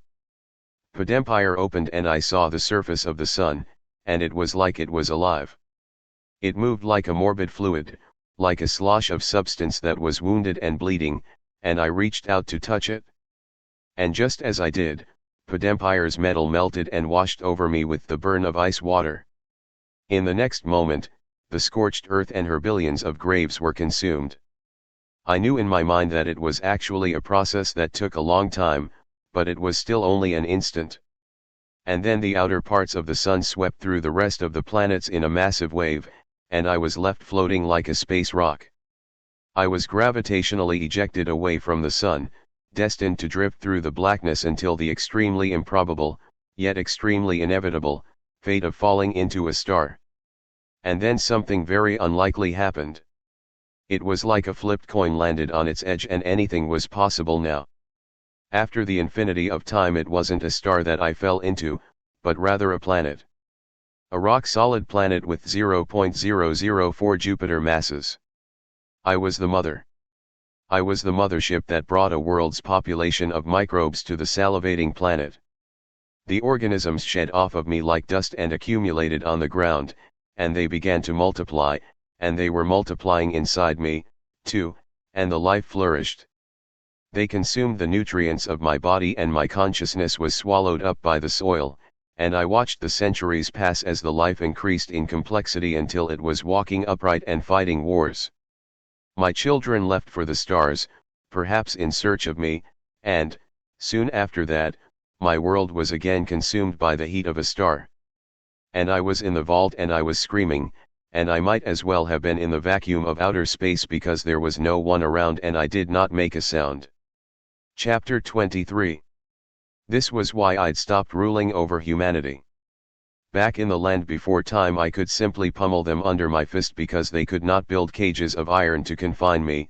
As man slowly began to wade through the secrets of metal, I began to realize that I could not continue to brutalize them. I could not even rule over them at all because they would eventually learn that the legends of my immortality were very much legitimate. I could never allow metal-working man to learn this secret because if the terror of my name once again swept through the land, except this time through a land of metal, then, eventually, the insignificants would band together and come to take me away. My only choice was to live under the shadows. Under the shadows would be my exact address for the next few years, as I was taken to a firelit dungeon wherein all of the other heretics were held captive. It was a bleak place that was damp and dark, and you could always hear muffled screams of agony. The particular area to which I was taken was a circle of cells surrounding a middle open area that was used for persuading the prisoners to convert. What was going on here was something that probably wasn't legal, not even in this age when interrogation was synonymous with torture. I say this because most torture devices will have some kind of complexity to them, such complexity that the device could be used for only one specific purpose, thereby legitimizing its usage. Instead, in this dungeon there were torture tables, nothing but metal beds to hold you down while a very, very sick person satisfies his sadism. There was only one table in our cell block. It was a long metal bed upon which you will lay your body, and there was room enough for your arms to be outstretched into L shapes, elbows out at the side, hands at head level. Your legs would rest in their natural position. There were attached dungeon cuffs that would be fastened around your wrists and ankles, and there were similar things to hold down your waist and neck. The living conditions in this prison were truly as horrific as the torture. For one thing, you were never let out of your cell unless you were free to go, that is, either through clemency or torturous execution. I never once saw or heard of an inmate being removed for a court appearance. Inmates were able to take care of some parts of their bodies, but atrophy of certain muscles was inevitable. There was also atrophy of the mind. Over the years while I was there, I saw many prisoners who were unable to walk when they were being taken out of their cells because they'd gone so many years without walking more than 4 paces in any one direction. They could walk quite fine inside their cells, but when presented with a vast openness before them they could not remember how to take more than the amount of consecutive steps that they were able to take while inside their cells. It was quite bad for the prisoners here, but for me it was hardly anything at all. I had no sorrow for the fact that a few years of my life were being taken away, since I, unlike my unfortunate friends, had so many to spare. I was also unaffected by the poor quality and quantity of food, and the physical problems resulting from this form of incarceration were impotent against me. There was, however, my bloodlust. I needed to inhale the fumes of fresh blood. I know that I probably alluded that I drink blood, or perhaps I even said it outright, but that's not the case. I needed only to sip the aroma of the blood, as this was where I could find the residence of the soul. If ever I endured a prolonged period of time without this satisfaction, my mind would begin to unravel. However, I will not be driven to madness in this tale, for I had always been capable of sustaining myself for quite a few years without any crimson gratification. Chapter 24. If there's one thing about human nature to which I can wholeheartedly attest, it is this: humans are clever. When locked up, men have very ingenious ways of doing things that need to get done. There was a market for all kinds of things here in the prison, and this market thrived without anyone ever leaving his own cell. I donated much of my daily food to this market, and in exchange I received all of the feces that I'd ever need. Yes, feces. There was indeed a demand for this waste substance since the prisoners were so creative and so talented at using such a small amount of tools or goods to do so many things. The demand for dung never met the demand for food, of course, and so I was entitled to more than just fecal matter for my edible contributions. Although there were no spoons or ladles or solid tools of any form issued to us that I could use to take the feces from the donator's bucket into my own, I certainly was able to fashion a decent shoveling tool with the small amounts of materials and the large amounts of time that I was afforded. However, there was another task that made hands-on contact sometimes unavoidable. For you see, toilet paper is a very new invention, as new as the 20th century. Back in this time, there were other methods of handling the unspeakable. In this particular prison we had our weekly rags. To protect my secret, it was my duty to not only sufficiently fill a waste bucket but also to manually soil a rag so as to fabricate evidence that I had regular bowel movements. As I mentioned before, it was important that those in power could not discover my immortality. I only wish that I had remained just as careful in the latter times. Chapter 25. I sometimes wondered why the United States locked me away in this vault. It was true that I could not be rendered unconscious by any drug, but I would certainly think that they could have used pulleys and ropes to make me completely helpless and harmless. It was clear that they didn't really put me down here because of my behavior. I would have wound up here regardless of my level of cooperation. I was left to conclude that I was sent here as a cover-up. It seemed to be quite plausible because there were so many PhDs who saw me and performed tests on me. The number was unusually large because my abnormal nature made me an interest to so many different fields. There were anthropologists, linguists, physicists, physicians, biologists, and even astrobiologists, just to name a few. And so I think that the whole issue had to be squelched before it could get really big, because I was, at least in appearance, a human being. And human beings have rights, even violent prisoners, but yet I was certainly being treated like an animal. There were so many people studying me that the risk of one of them going public would have eventually become more of an inevitability than a risk.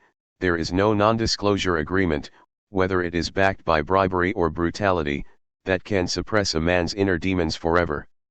They tried to physically destroy me on many occasions. They certainly found out that I was indestructible, but it wasn't clear to me if they ever found out the reason that I was that way.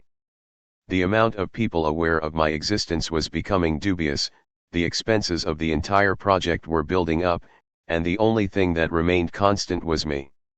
There was, I suppose, no better way to dispose of me than to lock me away behind the eternal gaze of Pedempire. Chapter 26. Sometimes I would meditate and leave my body, just hovering in my cell, observing the other cells from behind the bars of my own. Due to the orientation of the cells, I was unable to see into the cells of my neighbors on either side. I could, however, see into every other cell. On my left-hand side, in the first cell with a visible interior, lived Jesus, a person of unknown faith who had no tongue. Over the course of the next few months, Jesus would complete the transformation of his living quarters that he had begun upon his arrival. He'd been painting something on his prison wall, but he refused to let anyone see it whenever there was light. There came a day when Jesus silently announced to us fellow prisoners that he had completed his mural, but it still couldn't be seen due to the bad lighting. The guards, it seemed, had never known what he was up to the whole time. So when they heard about his excitement and contentment for what he had accomplished, the guards felt that it might be pleasurable for themselves if they could take it away from him. They brought a scrub and a bucket of water to his cell door and demanded that he wash the painting off the wall. Jesus' refusal was all the grounds that they would ever need. They extracted him from his cell and shackled him to the torture table. It was interesting to me that they didn't deface the artwork after they'd extracted Jesus from the cell and secured him on the torture table.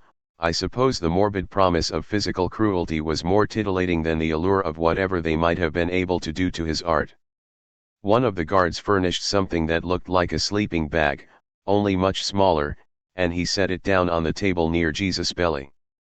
The guard unfurled it to reveal that it was a torture kit, each little roll of it divulging more lackluster blades and metals too rusted with blood to ever shine again. He withdrew a hook-shaped knife that was used for gutting fish and was about to use it for the same purpose on Jesus, but, just before he broke the skin, some of the other prisoners started to make a fuss. The prisoners threw all of their piss and shit at the guards, shouting as loud as they could. Jesus was kind of popular, and no one was happy about seeing this happen right when he was done with his artwork. Now, there were 2 guards in total present here. They both turned their backs to Jesus in order to attend to the rioters, albeit for only a brief moment. This moment would be all that Jesus needed. He applied torque to the first metacarpal bone in his left hand by twisting it and grinding it against the edge of the metal bed until there was sufficient dislocation so that he could slide his whole hand through the wrist shackle, probably ripping up a bit of flesh in the process. Next, he began the difficult part, to use 4 fingers and no thumb to silently pick the lock on the other hand's wrist shackle. It was a basic lock, possessing no system of tumblers, and it required only one tool for the entire mechanism to be picked. Jesus knew this, since he had on several opportune occasions studied the dimensions of the buck-toothed key from afar, and he was certainly prepared. He produced the required tool from the place in his mouth where his tongue should have been. After freeing his good hand, he was free to use it to pick the locks on the shackles binding his neck, waist, and ankles. The prisoners who had been making the distraction were now distracted from their own cause as they watched Jesus rise from what should have been his deathbed. The guards started to follow the eyes of the prisoners, but by then it was too late. Jesus was right behind them, and he imposed violence upon them before they could fully turn around and set their feet in preparation. And so Jesus freed us all, and we set foot outside of the cells. I was interested in seeing, in close detail, the living conditions to which my fellow inmates had grown accustomed. I didn't know what I was expecting, maybe some kind of luxurious furniture ingeniously invented out of garbage, but all I saw was the same thing in every cell: gray-brown bed sheets, the dilapidated brick walls, and the waste buckets from which I had regularly borrowed. We all had to go look at Jesus' mural before we could leave, if for no other reason than out of respect for what he had done for us. And I'll tell you, it was the strangest thing I'd ever seen. It was Jesus Christ's face, painted in human waste. As soon as he was content, Jesus released the audience. We all formed one group and took out the rest of the prison's guards, one cell block at a time. Each acquired area would make the guards' numbers weaker and ours stronger, and the complete collapse of control was inevitable. During the chaos, I subducted a guard into the shadows and satisfied my thirst. It was a very good feeling, so much so that the riot-born escape was somewhat anticlimactic. And then we left the prison, out into the light. Although we all bathed in the bright sunlight after having been down in the depths for so long, this story will end, once again, in darkness. Chapter 27. I had another dream in the vault, except this one was different from the others. It felt real, it felt like a memory. In my mouth was the overwhelming taste of metal. I was at the bottom of a well, and I was in total darkness. I had been there for an eternity. And then the darkness receded in a vague way, and I could see all around myself. It was like I was not in a well but rather drifting in the depths beneath an endless ocean, everywhere in all directions there was ocean with no end. And then an enormous whale revealed itself as being the source of the light, a glowing whale the size of a city, and it opened its massive mouth and swallowed me whole. The belly of the whale was its own world, filled with mechanical marvels. I was on solid ground now, but for some reason it was incomprehensibly difficult to rise to my feet. I eventually stopped staggering around and conceded to a slumped kneel, whereupon I emptied my mouth and lungs of the metallic water. And then a living machine approached me in a reverent way. It cleaned me, clothed me, and helped me to my feet. I still could not walk, and so it carried me into a great theater where I was shown the history of my own life. There were other living mechanical entities inside the belly of the whale, and I lived with them for thousands of years. Eventually it was time to leave, and they brought me to the final mechanical mystery. Chapter 28. And then there was light, light everywhere, light all-encompassing. I could see nothing but this bright white light, and I closed my eyes and it flashed and bulbed in my mind like a resonation. And then, after some time, my atrophied eyes could perceive that it was just a small fleck of light that had so gracefully lit up my world like 1,000 suns, and I could now distinguish the light from the darkness. It was a flower of light, budding, blooming, bending, white petals spreading out and unfurling over themselves like the first lily after a harsh winter, and each second was more miraculous than the last. And then the speck of light started to move. Sideways, if that was still a direction. I could feel my feet beneath me, but I honestly could not have told you which way was up or down. But I was sure that the light was moving, and I could see a faint streak of glowing stardust in its history. A spark fell to the floor and illuminated a circle of metal beneath itself, and I stooped down and my eyes inhaled the newly exposed texture like it was nude flesh.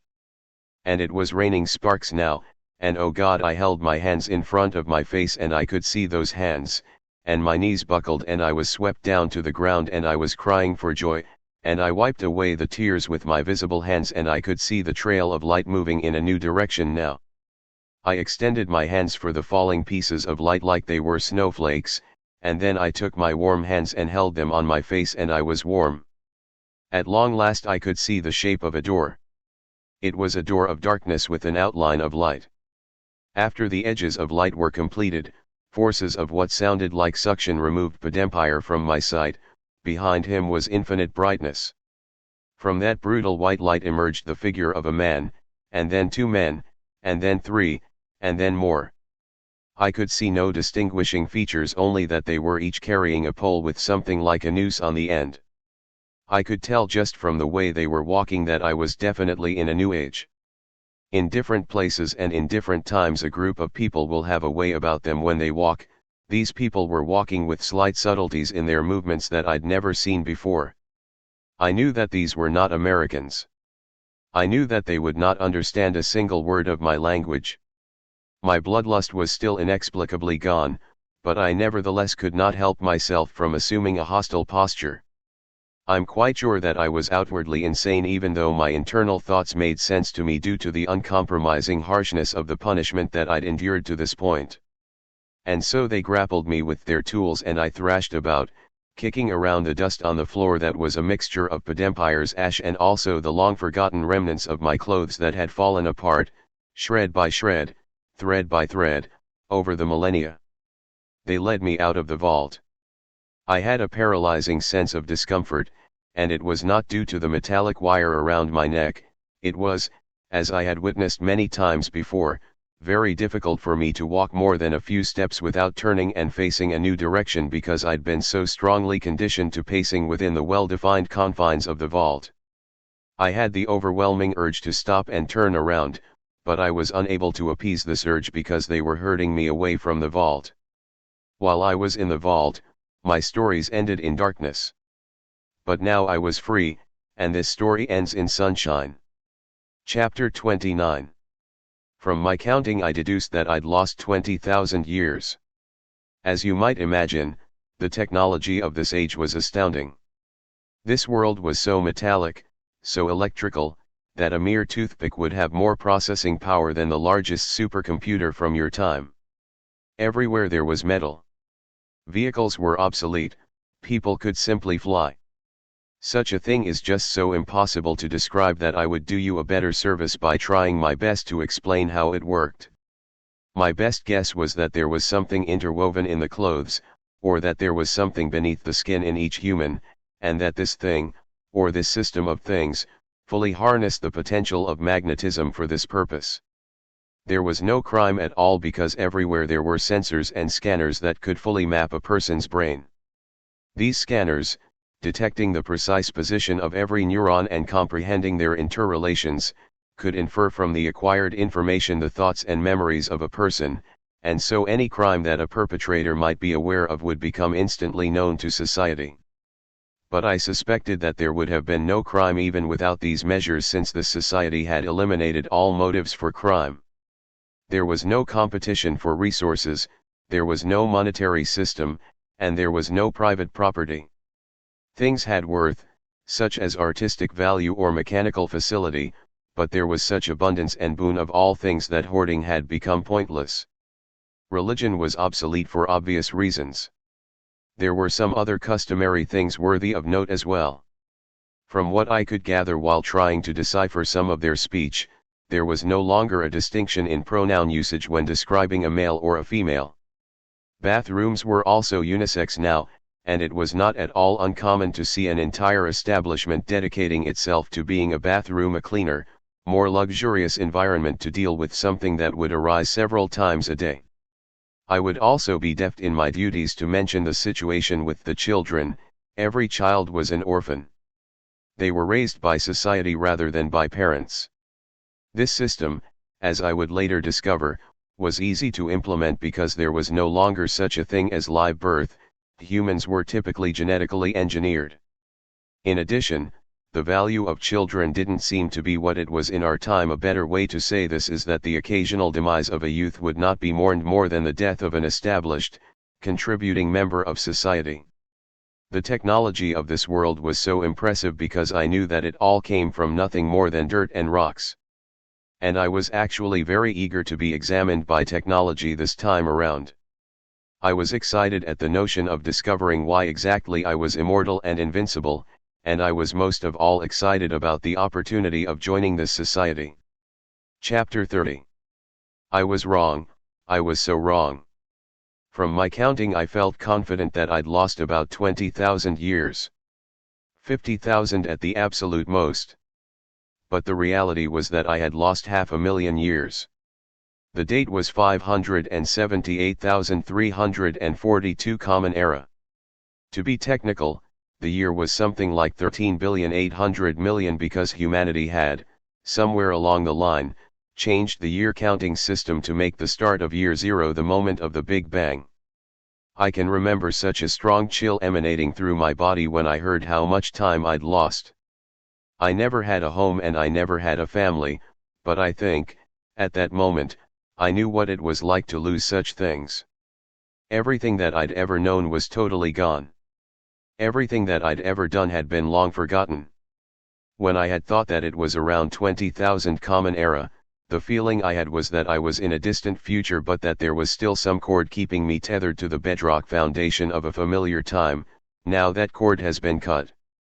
Chapter 31. Of all the new ways of doing things, the most striking thing, other than some of the things that I've already mentioned, was that the night had become day. People would still sleep 6 to 8 hours per day, but they would now do this during daylight hours. It was like humanity had finally stopped worshipping the sun, and they had entered a new age. Along with this new age came the colonization of nearly every habitable location in the solar system. The humans had a mobile colony on the dark side of Mercury, and they were able to establish a permanent outpost on each of the poles of the planet because there were natural valleys there that were artificially deepened.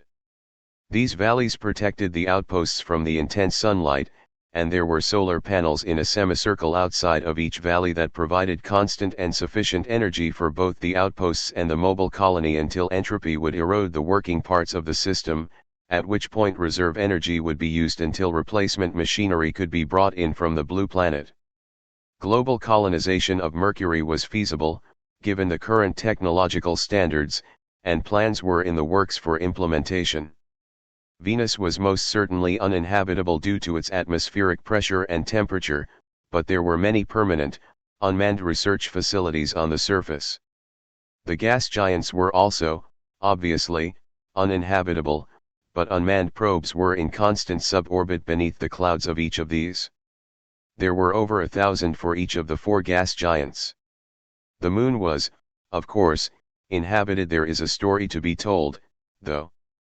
The colonization of other planets and the other planets' moons occurred very smoothly due to the harmonious nature of humankind. Our Moon, however, was being explored and exploited before the humans had experienced their collective epiphany, before the time when they placed such great emphasis on non-applicational knowledge and understanding of the universe for its own sake. This was the time during which humanity still sought and fought wars, that regrettable era of humanity's history when people used money for every aspect of their lives and then somehow wondered why everyone was so greedy and despicable. The very moment it was determined that the Moon offered profit, there was full-scale war when it came time to decide which nations would own which areas on the Moon, which laws would be applicable in which areas, and so forth. Would each country get lunar land proportional to their country size on Earth, or proportional to their population, or to their net wealth, or would each country get an equal share? The petty humans fought the lunar war for decades. The war took place on Earth. They eventually came to a worldwide agreement. And thus began the colonization of the Moon, which was now a very beautiful place. It is an unfortunate reality that terminology in the art of astronomy was very clumsy in your day. I can only offer my own set of terms and henceforth adhere to them with consistency. Our sun I will refer to by name, Sol. Any star will be referred to as a sun if it nourishes planets, and I am describing a setting that is near enough to the star so that its stellar wind dominates the interstellar medium. The Moon I will refer to by name, Luna. In general, the moon of any planet should be referred to as a natural satellite, but I will still refer to these bodies as moons. The word planet will refer only to a solid, rocky planet, and I will never be so absurd so as to use the same word to refer to a gas giant. Mars was colonized. There was a relative abundance of specially engineered plant life, and there were also several forms of intelligent life that had been artificially adapted to survive unassisted. When I say intelligent life, I mean spiders, wingless insects, and not much more. Other than microorganisms, nothing could naturally survive in the Martian wasteland. But there were new plans. The surface of the planet had undergone significant changes, and there was work in progress to complete the terraformation. The technology and resources to do this had actually been available for thousands of years, but the process had to be done gradually.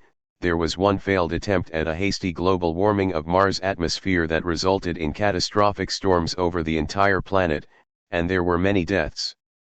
Colonization of the moons of the gas giants was not feasible, save for a few. Jupiter's Galilean moons were, of course, colonized by humanity, and Jupiter was quite a sight to behold from the surface of one of these bodies. However, most of the moons of Jupiter and of the other gas giants were condemned because they were so small that the escape velocity was dangerously low and there existed too much risk of flying off uncontrollably into space. Ceres, the bastard child of the solar system, was colonized. Pluto, Charon, and several other Kuiper belt dwarf planets were also colonized, thanks to the advanced methods of harnessing energy, but most of the other distant Kuiper belt bodies were too small for human habitation. There were also manned vessels circling Sol in their own orbital planes, many of which possessed exotic orbital inclinations due to their deep trespasses into the Oort cloud. A potential health problem for all space-dwelling humans, whether they were on a sphere or drifting in the weightlessness of space, was radiation. Sol was constantly producing high-frequency photons that, unless inhibited by an obstruction of some sort, could eventually cause cancers, tumors, and other serious malignants. While the armoring of the mobile vessels and surface structures provided relief for this, there was the desire for a new kind of spacesuit that could be completely sufficient for this purpose. There were projects in the works that, if successful, would create artificial, personalized ozones to protect from the electromagnetic radiation that made outer space so dangerous.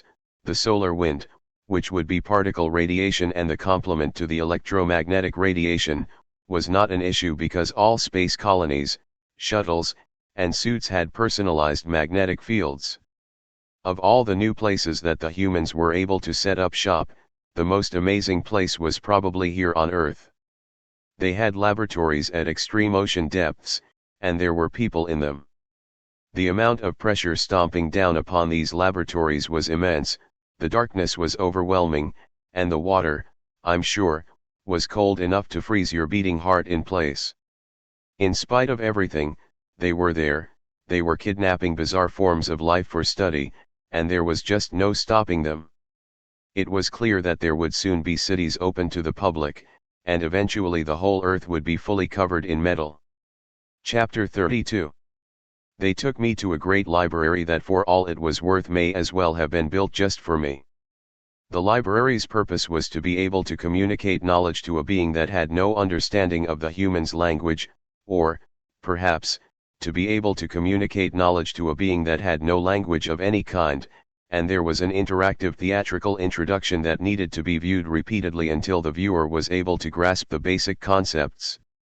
The theatrical introduction could be relayed in most any kind of medium, such as audio, visual, touch, smell, sonar, electric current, and etc. There were other ways, I'm sure, but I wasn't able to tell what they were. I assume that my anthropomorphic body led them to believe that I was responsive and vulnerable to the same range of things as any typical human. And so I was given a visual presentation in the basic wavelengths of light that any human could see. The presentation, which was set to relay the same information no matter which medium it might have been played in, began with no assumption that the audience had any concept of a number. I did like that approach, but what bothered me was the tacit expectation that any intelligent being one that could see would have its attention drawn to movement. Humans have always been visually drawn to movement because they were still in the jungle. It is the primal instinct of survival pulsing in your brain that demands your attention whenever you see something move. Who, though, would suggest that a highly evolved creature from an advanced civilization would still be so savage as to require this for survival? That presumptuous faux pas notwithstanding, the presentation was very professional. The presentation corresponded symbols with counting numbers. An appropriate number of pebbles, stars, or some other object with which any intelligent being gifted with sight should have been visually familiar were shown in juxtaposition to each of the symbols. I thus deduced their number system. A dot was 0, a vertical line segment was 1, an upside down V was 2, a triangle, 3, a square, 4, a pentagon, 5. I believe that their selection of a base 6 number system was related to the fact that 6 is the smallest perfect number, that is, a positive integer, n, whose proper divisors sum to n. I couldn't be sure if this number system was what they actually used in practice or if it was something purely for this intergalactic ambassador library. Either way, they had a few curators who knew the numbering system, as well as the mathematical language, very thoroughly. After being tested on the syntax and vocabulary of their mathematical language, I was given demonstrations of various mathematical and logical proofs. Of particular interest to me, at least when my attention is restricted to matters such as this, was a whole wealth of various number theories, including the million-dollar question: does there exist a non-trivial formula for the sequence of prime numbers in their natural ordering? I was suddenly aware of the fact that open questions from my day might have been solved by now. I asked them for the nth prime, and instead of giving me the formula, they merely proved that it cannot exist. It was beautiful, and I tell you that it would have made any 21st century mathematician ejaculate. At the end of this proof, they, as per the usual, produced the proof signature, a few symbols indicating which axioms were necessary to make way for the proof. This civilization recorded such a thing because any proof that borrowed less axioms was superior to another proof of the same statement that might have required more axioms, regardless of the respective complexities or methods of the proofs. It could be tempting to stubbornly believe that it's impossible to prove the non-existence of this formula. However, it's important to remember that mathematics is quite literally nothing but assumptions and definitions, and then, of course, the consequences that follow with dependence. No new information can come from an assumption or a definition, therefore, your 21st century's lack of insight into the properties of the primes should not lead you to believe that certain statements about the primes must be undecidable.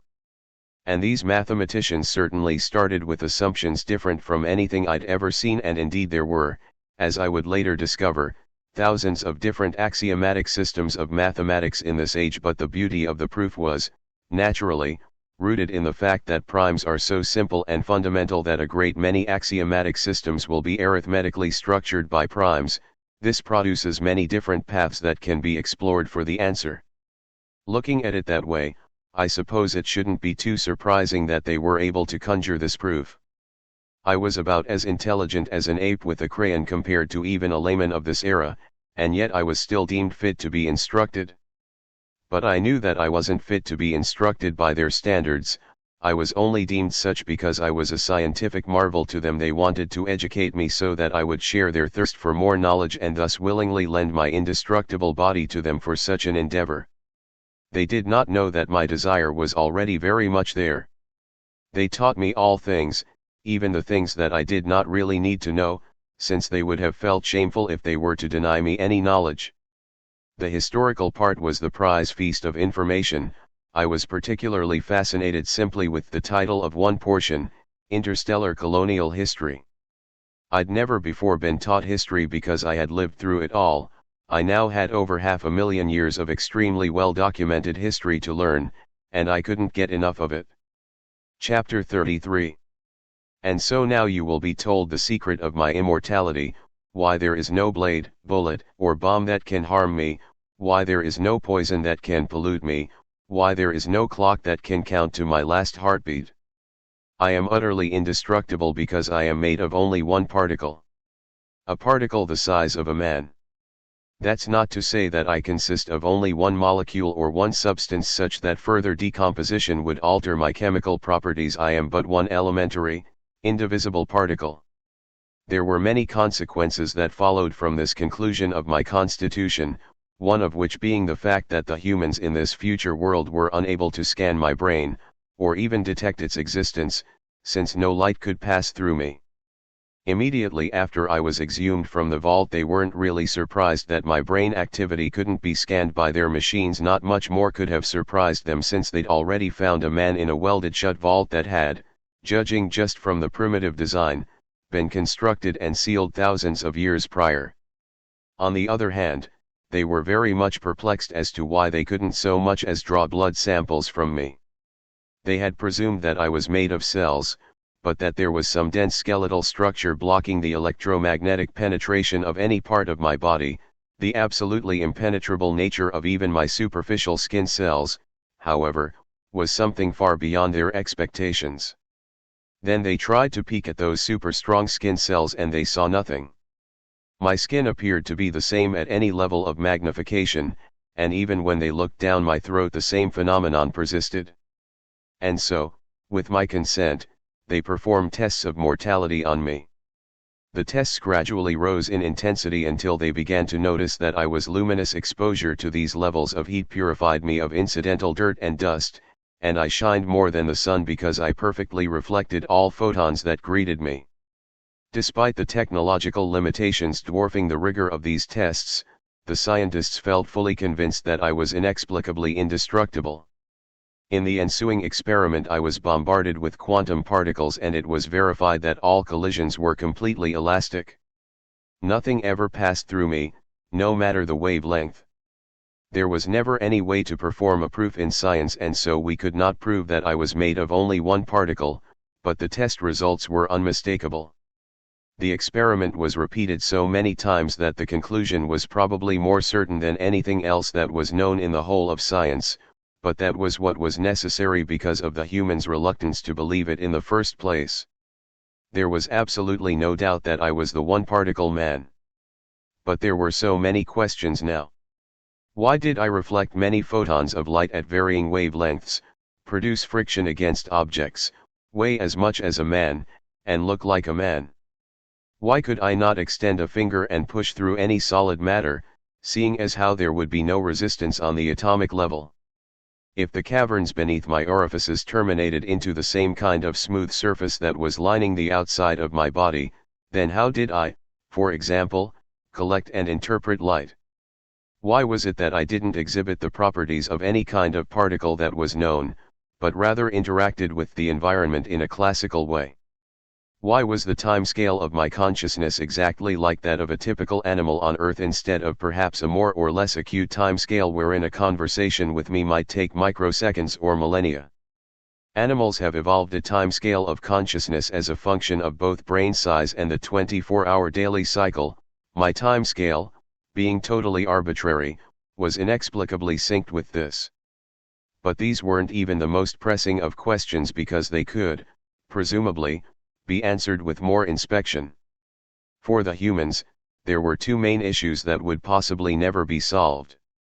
First issue, data. By what mechanism did I store and recall data? Such a process would require working parts, and that was exactly what was not available to me. The best guess was, well, there was no best guess. My insides were not observable, and so there was only some conjecture that there were things in me like cilia which were part of my one-particle entity that could store binary information by either coiling or standing up straight. Whatever kind of mechanism I was using to store data, it was certainly believed that I could only hold a finite amount. It was also believed that the data was ordered, and that new data would overwrite old data in the order received. This would be why I was unable to recall events beyond a certain date, such as the moment that I came to be. Second issue, antimatter. There was no known way that I could be annihilated. This was not for a lack of energy or power, they simply didn't know what they would have to do to actually accomplish the task. But there had to be a way, somehow, to make it happen, because there certainly must have been some moment in time, t greater than 0, where t equals 0 is the Big Bang, in which I was pure energy. Unless you prefer to lend credit to the absurdity of this image, there's me, and there's nothing else, except everything the singularity. It is absurd, don't you think, to imagine a man, perhaps meditating, somehow existing without any space or time to inhabit, waiting, and yet not waiting for the singularity to explode. And so if we dismiss the absurdities, then it can be established that there was the initial Big Bang, and then, after some amount of time, something happened. By some unknown process I was forged out of a large amount of heat in a small amount of space, born from the very strange conditions that only could have existed in the time when there were no atoms and the average temperature of the universe was trillions upon trillions of degrees. The first 1/1000th of a second after the Big Bang can be divided into thousands of different epochs, and I was probably formed in one of these. There was so much going on in this span of time, so much that will never be understood, so much that can never be repeated or observed in any laboratory. I was the clock without a clockmaker, the result of an adolescent universe uttering half-formed ideas like magnetic monopoles, cosmic strings, and even a cosmic man. Chapter 34. Back when I was in the American prison system, I had a fear that was soon realized, that I would wind up in a laboratory to be tested and then locked up when there was nothing left that they could learn about me. But I wasn't afraid of the people of this era. They were just civilized. Everything was done with my permission beforehand, and I was always free to leave at any time. On top of this, all of the scientific discoveries were shared with me immediately. This was a priority for them, like an ethical obligation. The last time I was being studied, the American scientists were under orders to keep me uninformed. The only things keeping me in the dark now were the language barrier and also the fact that you'd need an extensive background in physics to understand what was happening. What I was able to pick up on was that my body, as a particle, was a carrier of several new fundamental forces that had never been seen before. Their interrelations with the world around me made me like a normal object in terms of being able to mimic basic interactions with the world, such as friction or gravity. I was about as strong as an average man from your day. If I were to lift, say, 50 pounds, then that is an action that requires energy. Where this energy came from was not yet known. I hadn't yet been observed to sap energy from photons, so it was speculated that I had an immense amount of stored energy that was realized kinetically in very conservative quotas and that my body would naturally absorb more energy when needed. What the humans might not ever understand, though, was why I was alive.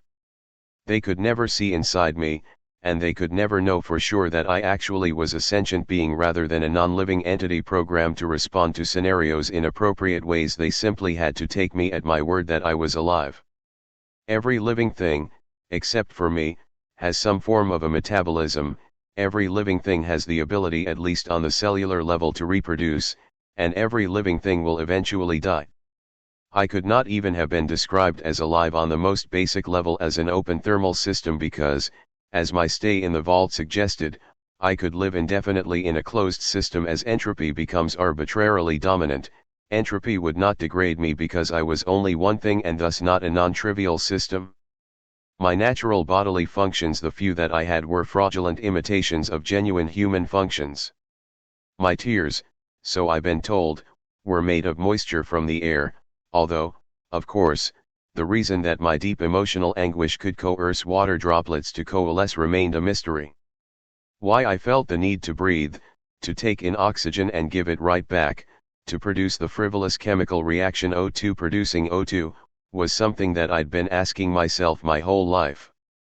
My bloodlust was merely a purposeless addiction. Unlike my minions of old, I'd never drawn any sustenance from blood. I probably just associated blood with the life force in humanity, and I therefore craved its essence to sustain my own life force because I did not understand that I could have been so different from humanity so as to not have any need for sustenance at all. My ability to turn a human was an art that I had long forgotten due to the madness that I endured in the vault, and to be honest, I found myself wondering more and more if I had really done anything more than just garner loyalty from ordinary, unaltered humans. Whatever I was, and whatever unknown processes were at work in ensuring that I was alive, it was certain that I was the absolutely ideal observer. Many millennia-old inventions that were useless without an indestructible operator were now being pushed past the theoretical stage. There were so many things that the humans wanted to see and so many things that they wanted to show me. Among these many things was the time machine, and all parties involved agreed that we would use that one last. The current level of technology wasn't sufficient to create it, but the theoretics of how it would work were sound. It didn't matter, though, because no one was in a hurry to cease my existence. We would examine everything that the universe had to offer, and at the end I would be put forth to solve the last mystery. Chapter 35. It did not occur to them that my first experience of leaving this planet was special to me. Probably every human of this time had been to outer space at least several times, and so they were culturally blinded. Even still, strangely, I think that their casual disposition made my experience all the more thrilling since there were no others to share in my childlike anticipation of going into outer space. I was left to feel all of it like an overflowing cup. Our destination was Jupiter, and we got there in less time than it would take a 21st-century international flight to bring you from Los Angeles to London. We were constantly accelerating toward Jupiter until the halfway point, and then we began the constant reverse acceleration. I never got to experience the famous weightlessness of space until we began orbit of the boisterous beast. They allowed me to play around in the zero gravity for a while, and then they had me suited up in my drop gear. I was still not perfectly fluent in their language. I suppose that I was lacking in some technical terms, and so it came as somewhat of a surprise when they put me into the airlock and then ejected me into outer space. I wasn't ready for it. I thought that there was going to be more prepping. The darkness of space was something that I was unable to appreciate until there was no longer a pane of glass between it and my eyes. And then the darkness got into my lungs. I couldn't breathe, and the suffocating feeling was an extremely terrible one. I had to come to realize in my mind that I didn't actually need to breathe at all.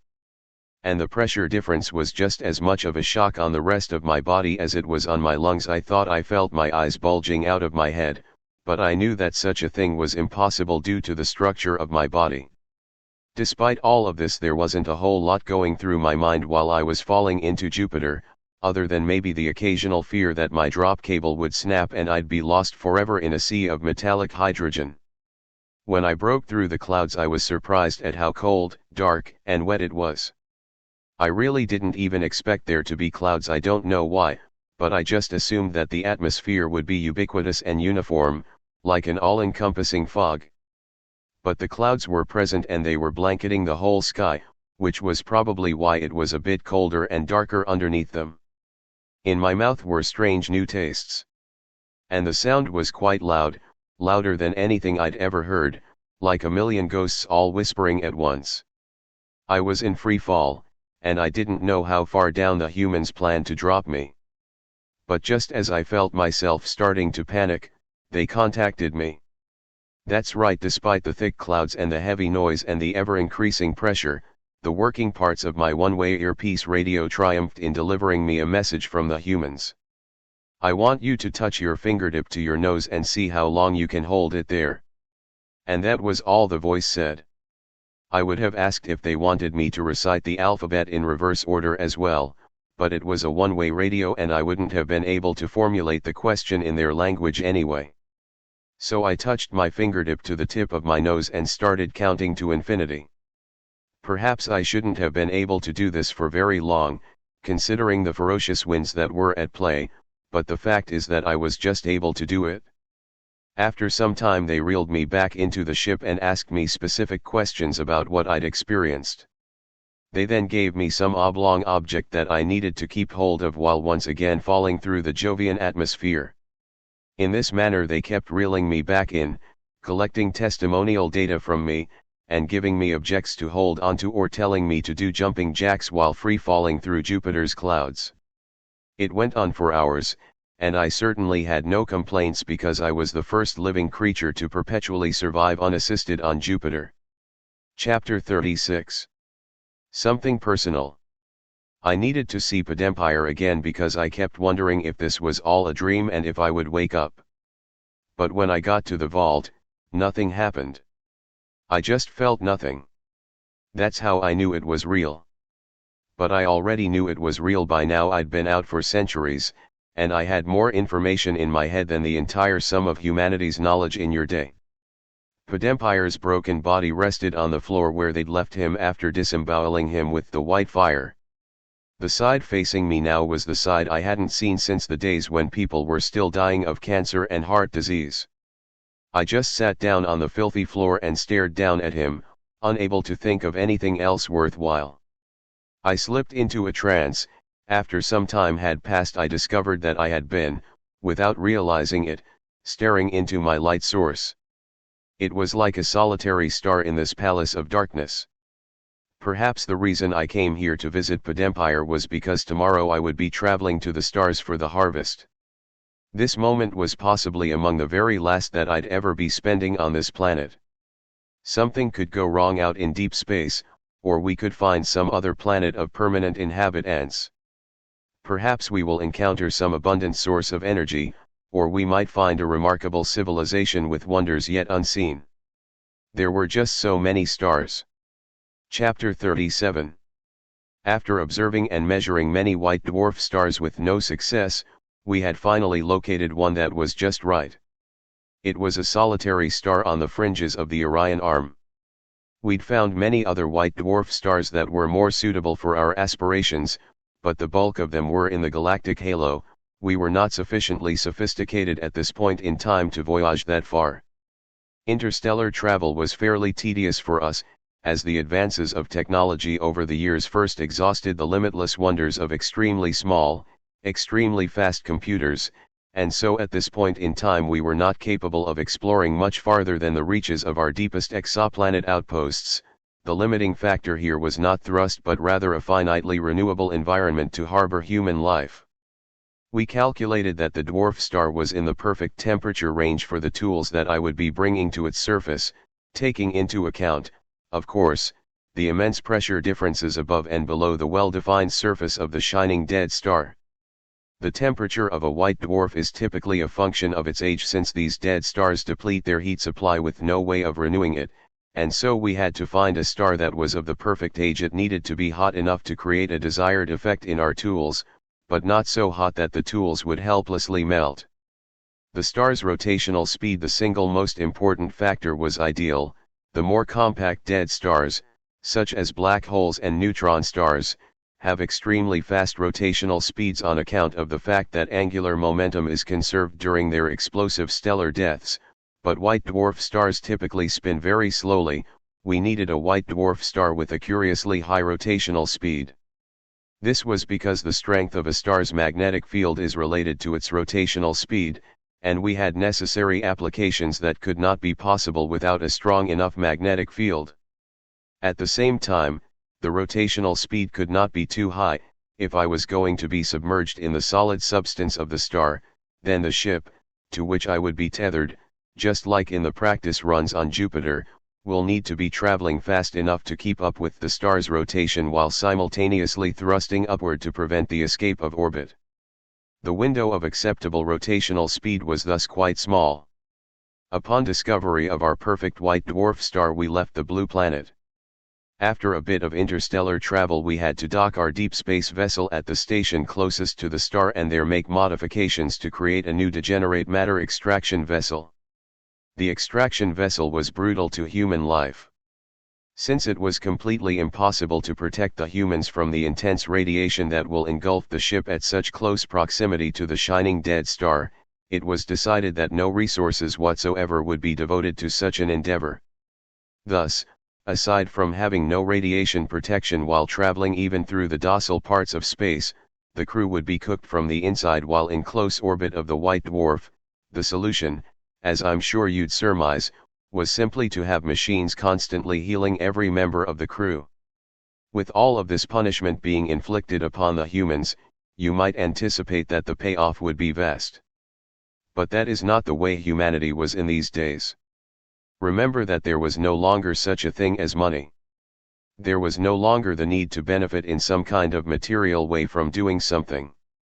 We were going to the star for the purpose of collecting a sample, but there was really nothing to analyze or experiment on because we already knew everything there was to know about the substance. This was just some kind of scientific conquest for the sake of doing it. It was necessary to collect and trap the electron degenerate matter in a strong container because otherwise the degenerate matter would explode, becoming corrupt and worthless, not to mention the fact that it would destroy the ship.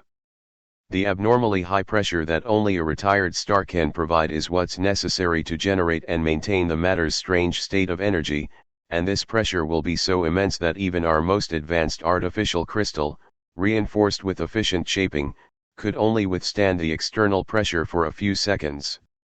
That is, the container, I'll describe this shortly, was designed to hold pressure internally, but not externally, and so the extraction could be successful as long as the container wouldn't be exposed to the vast ocean of degenerate matter for more than a few seconds.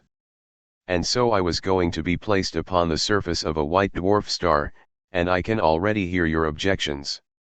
We can civilly agree, I'm sure, that the active and hot stars could not be approached and that complex technology could not be brought beyond the corona. And just as the heat is the problem in approaching an active star, a reasonable objection is that gravity is the problem in approaching a dead star. The gravity at the surface will be so strong that atoms will be shattered, and an object falling to the surface would be super-accelerated so fast that you'd have to use Einstein's physics, rather than Newton's, to track it. Suppose, however, that we could soften the impact. Would you then find it reasonable to believe that an object, a very special object, could survive for a few seconds on or beneath the surface? Would you believe that this could be done if the object was a cylinder, simple and strong in structure, made from a new kind of artificial crystal, something similar to diamond, except that it could, with respect to the alignment of the molecules, withstand trillions of times more pressure along with a cork of similar, but weaker, material that would, after slight melting from the surface temperatures of the star, fit into the mouth of the container and then solidify into a perfect seal? I have seen the tech and I know it can be done. The humans saw to it with tireless engineering. As for me, I had very little to worry about because the humans had taken care of the trivialities of drop depth, drag speed, charge of my drop cable, and evasion of irregular temperature spots on the stellar surface. I literally had to do nothing but be the bolt holding everything together. There was no responsibility given to me because I would be completely powerless to move on my own accord, unable to resist the gravity even one bit. Perhaps worthy of note is that, due to relativity, a few seconds on my clock or a few inches on my ruler would not correlate to the same amount of seconds or inches for the humans in the extraction vessel, and so it was a bit complicated to compute the tensions that would be applied to the drop cable. In fact, due to this and several other factors, the drop cable that we were using was so difficult to design that it was probably far more an advanced piece of technology than anything your grandchildren could ever hope to see. Equally impressive were the aforementioned cork and container that would be provided for me. The crystalline objects will be formed around my hands, since I'll, of course, have no hope of manually holding onto them, and they will be appropriately oriented considering all of the different forces that will be acting upon my arms. Among these forces will be the effects of the supermagnets embedded in each of the objects, supermagnets that were going to be activated by a charge sent to my person via the drop cable. Being of one particle, I, like distilled water, cannot conduct electricity, but the impurities all over my body will suffice for this. This would hopefully create the attraction necessary to power through the material of the star, plugging the container with the cork and allowing the slight melting of the cork to create the desired seal. With regards to the impact event, I will land toes first. Of course, as I slid through the surface there will be a rush of degenerate matter attempting to obliterate the precious crystalline tools in my hands. This, not being unanticipated, was accounted for in the design of the two simple tools, and there was a level of tolerance to instantaneous, extreme external pressure. The main places that made the tools vulnerable to fracture were the handhold regions where my hands would be encased in them. However, there would not be any shock wave traveling through me to shatter my crystalline tools on account of the fortunate fact that I was made of only one particle.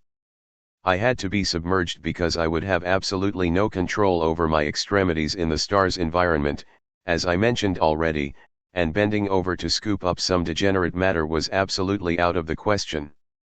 But how were they going to get me back out after dunking me in? It seems like I will be a bit like the sword in the stone.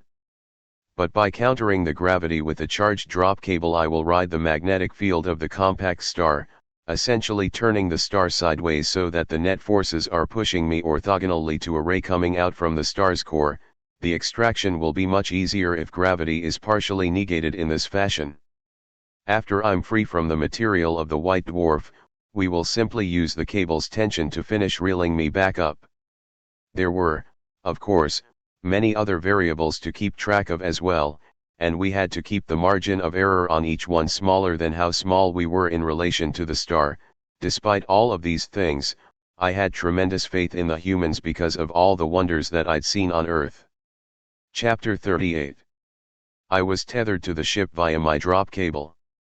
It was knotted around my neck in a simple noose, perhaps not very elegant but nevertheless quite effective, seeing as how there is no other choke point on an indestructible human body that can more readily guarantee a perfect grasp. Then they gave me my final bits of instruction, and out I went. I had been offered, out of courtesy, a visor device that would shield my eyes to the point that I could clearly see the surface structures of the star during my descent. The visor would, of course, be destroyed upon impact. While in free fall I gazed upon the photosphere of the star, and the device worked perfectly. Directly below me it was a blinding blur, but off into the distance I could see a vast, well-defined ocean of something like liquid marble. And that ocean, it moved like a pit of serpents. It was like it was a solid, but yet it moved like a liquid. As I got much closer the intensity of the star became all the more apparent, and after my shielded eyes adjusted to the brightness I was able to distinguish more surface features of the star. There were networks of slim rivers of bright light all over the erratic surface, as if they were tiny cracks with hope-white light coming out to the heavens like a prayer. I was soon encompassed by one of those rivers, and it spanned farther than my eyes could see. It was at this point that the gravity became extremely dominant upon my center of mass, and I felt all crushed like in the intuition area of my gut. Then the horizon swallowed the sky, and then it swallowed me. There was heat, heat, heat all over, liquid fire like I was drowning in dragon spit, and the sky was made of scorch. I made no splash as I entered the star, but there was a rumble inside me as the degenerate matter rushed into my lungs to equalize the pressure. In the same way my crystalline container filled with degenerate matter instantly after I was submerged, and immediately after that I could feel the flowing degenerate matter slither over my arms, like I was swimming in mud, as the super magnets guided my hands together in order to marry the cork with the container. I vomited star guts as the technicians reeled me back in. The star was, of course, blinding without my visor, but I was able to observe my zenith as I was being taken back into the ship. The line connecting my body to the ship just seemed to stretch forever into space, slightly twisting and curving, whipping and belting as it perilously carried any and every stream of force traveling from one end to the other. My recollection into the ship took far longer than the drop, but I certainly didn't grow tired of looking upon the stars. As I ascended I found myself wondering how much time had passed for the humans because I knew that their clocks were ticking faster than mine. I looked back down at the star, seeing it finally in its true form, and it was brighter than pure white. Chapter 39. My naked, glowing body floated into the decontamination chamber where they removed the cable from my throat, cleansed me, and then draped a blanket over me. They then strapped me into a bolted-down chair, secured my arms, and began to cut through the crystal. The cross-section that was visible after they were finished cutting was very strange to look at because it had partially melted and then resolidified. It was like a liquid. It looked just like a liquid, but it was not flowing. I looked down at my quantum hands and saw all of the small fragments of chiseled crystal clinging to my skin and the large crystalline casts that were still engulfing my fingers. There have been so many stories about heroes being trapped in crystal, and now that was me. The humans wanted to remove the crystal from my fingers, but I requested to wear it for a while longer. It was an interesting feeling to tap metal objects with a crystal-encased hand. For days on end I just couldn't stop tapping things. The vibration would go from the metal, through the crystal, and onto the surface of my hand. There it would bounce back into the crystal because of my inability to carry vibrations, and the feeling was very strangely addicting as the vibrations continued to echo back and forth. I couldn't say what it was like, only that it was different from anything I'd ever felt before. I couldn't help but ponder about the many unfortunate hands that had been chopped off for diamonds. And now it was crystal that was going to be pecked away to recover my hands, a new kind of crystal that was far more valuable than diamond ever was. I had spent so much time in this enlightened society that it was hard for me to believe, despite having witnessed it, that there was a time when human life was considered to be worthless. I eventually grew weary of the crystal and had it removed, but I longed for it once again during the years of travel time to our space base. Fortunately, I would have more opportunities to wear the crystal between my fingers. In the manner described previously, we harvested quite a bit of degenerate matter from the white dwarf star, except since we knew the extraction was going to be a success, we sent entire fleets for each expedition. Every time I dropped to that star, every time the star tide swallowed me alive, every time I wore the crystalline cast, every time there was never a letdown. It was just so incredible. The stars were always so untouchable, but now that was no longer the case. These awesome journeys were not without risk. This was the first time that I'd ever been in danger of the ultimate game over. The danger, of course, being that the drop cable could snap and I'd free fall to the core, trapped forever like a seed sown in stone. But the line never broke. I harvested hundreds of gallons of the electron degenerate matter, samples that had no practical use other than to exist as a shrine to science. We eventually had to return to Mother Earth because we only had a finite amount of ships on our dock planets and we lacked the local resources to build new ships or repair our existing ones of the abuse that they'd taken. And we decided, when we got home, that we had acquired enough of the degenerate matter and that there was something new that we wanted to do, something that would perhaps be even more impossible than what we'd already done. We wanted to visit another galaxy. Chapter 40. Traveling through our band of stars in the Milky Way galaxy required little more than a means by which we could harvest nearby energy sources every once in a while as we followed a zigzag path from one star to the next. Traveling through intergalactic space, however, presented many more obstacles. Having nowhere to dock for fuel, supplies, or repairs, a ship will have to be fully self-sustainable for an immense amount of time. With the current technologies, it was already difficult enough to create an interstellar space vessel with a lifespan of around 50,000 years or so. To create an intergalactic space vessel with a lifespan of hundreds of thousands of years was not even conceivable. Life is able to profusely perpetuate on Earth because Earth is an open system. We are receiving a constant energy supply from Sol. But while in intergalactic space, we will be in a closed system with an imperfect method of recycling materials vital to life. Unfortunately, the imperfection of the recycling doomed a trip with such a long duration. Even the shorter trek to a nearby dwarf galaxy was simply not feasible for human life. Such limitations, however, did not apply to vessels that were not carrying life. A few 100,000 years ago, while I was still rotting away in the vault, humanity had begun deployment of thousands of unmanned space voyagers en route to the various galaxies and dwarf galaxies in our galactic cluster. This was possible because they could power themselves down for thousands of years while drifting through intergalactic space at the optimal velocity. The lifespan of a given voyager would not be drained during this hibernation. Around 30,000 years ago, the humans began to receive transmissions from the voyagers that were arriving at the nearest dwarf galaxies. The same method, of course, could be used to send a vessel with me in it to any location, arbitrarily distant, since the engines and the vast majority of the electronics could be held in stasis indefinitely. Chapter 41. We began construction of a special telescope that would be anchored on Charon. The upper lens of the telescope was to be the largest ever constructed in the history of mankind, and that's saying a lot if you consider that by now it was almost a million years after the invention of the Internet.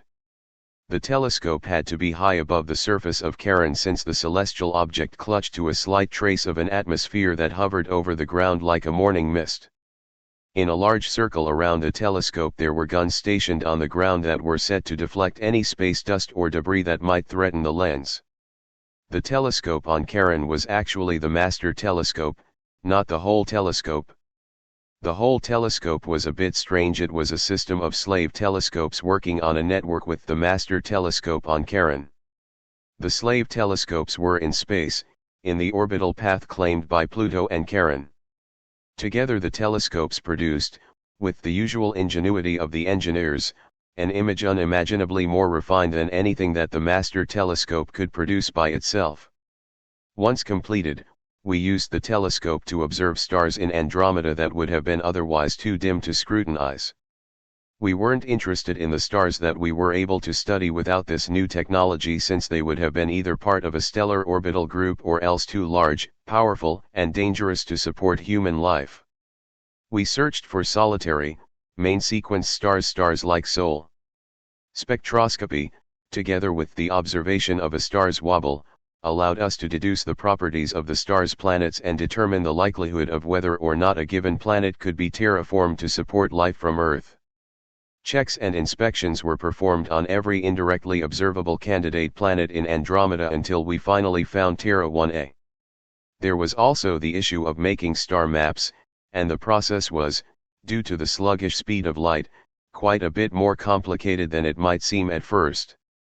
The vastness of the void between Andromeda and the Milky Way galaxy might make you think that the actual size of Andromeda could be thought of as negligible, and that, in projecting the movement of the stars in the galaxy and the movement of the galaxy itself over the anticipated travel time to the galaxy, we would only need to take into account the 2 million-year photon delay.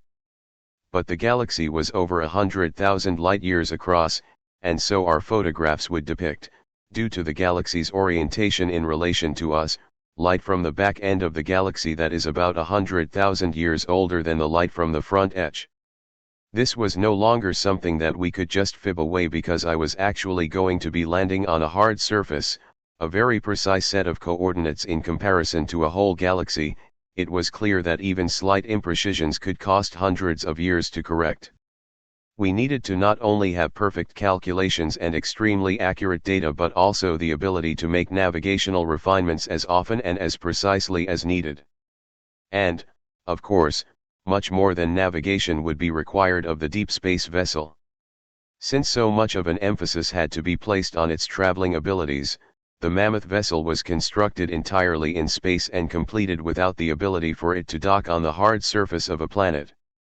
It was a mothership, and it had a brood of thruster pods that would actually go down to a planet's soil. The ship was miles long, and it was so fragile and anti-aerodynamic that it would significantly disintegrate before much of it could fall through our atmosphere and onto Earth's surface. I'm sure the biggest objection that any 21st century rocket scientist would propose is that of propulsion, since the ship would have weighed thousands of megatons on Earth and was designed to be accelerated almost to light speed. Such feats of propulsion almost sound preposterous, but the majority of my velocity would be gained from many uses, reuses, and abuses of the tried and true gravitational slingshot method. For this purpose we had, on previous ventures, exploited a binary black hole system. Whether or not you can agree that the propulsion was technically possible, I think we are in agreement that certain other deep space problems were not much a problem at all. For one thing, most of the travel time would be in intergalactic space, a place where there would be no hazards at all for a creature like me. While roaming the interstellar space and interplanetary space of Andromeda, however, there will be the issue of space debris. Given the predicted travel time within the galaxy, the ship will be unavoidably pelted by meteoroids. Anything over a certain size will be either avoided or deflected by the ship's defense system, but the smaller rocks such as those that are the size of a grain of sand will be permitted to pass through the ship at the risk of colliding with me.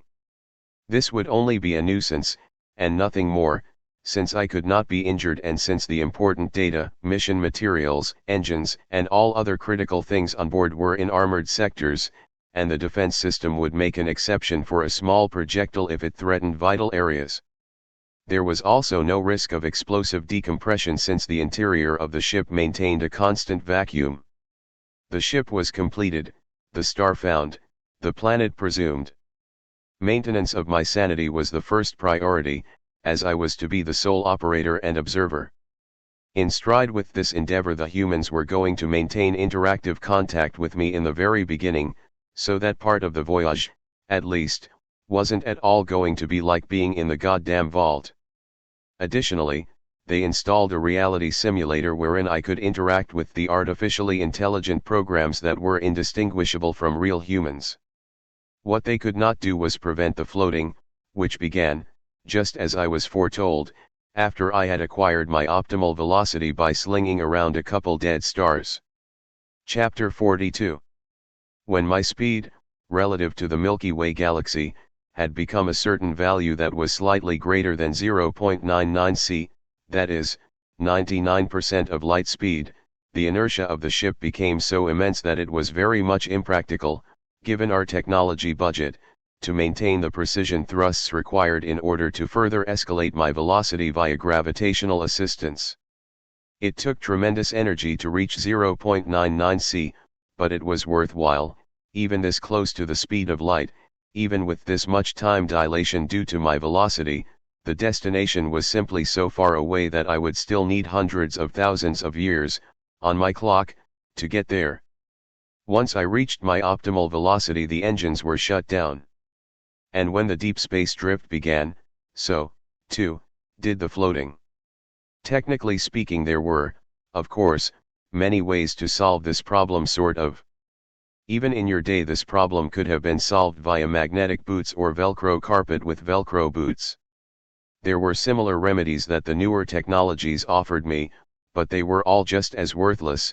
Even with my feet steadied on the ground, I would still have the floating sensation in my body, and so I rejected all such proposals.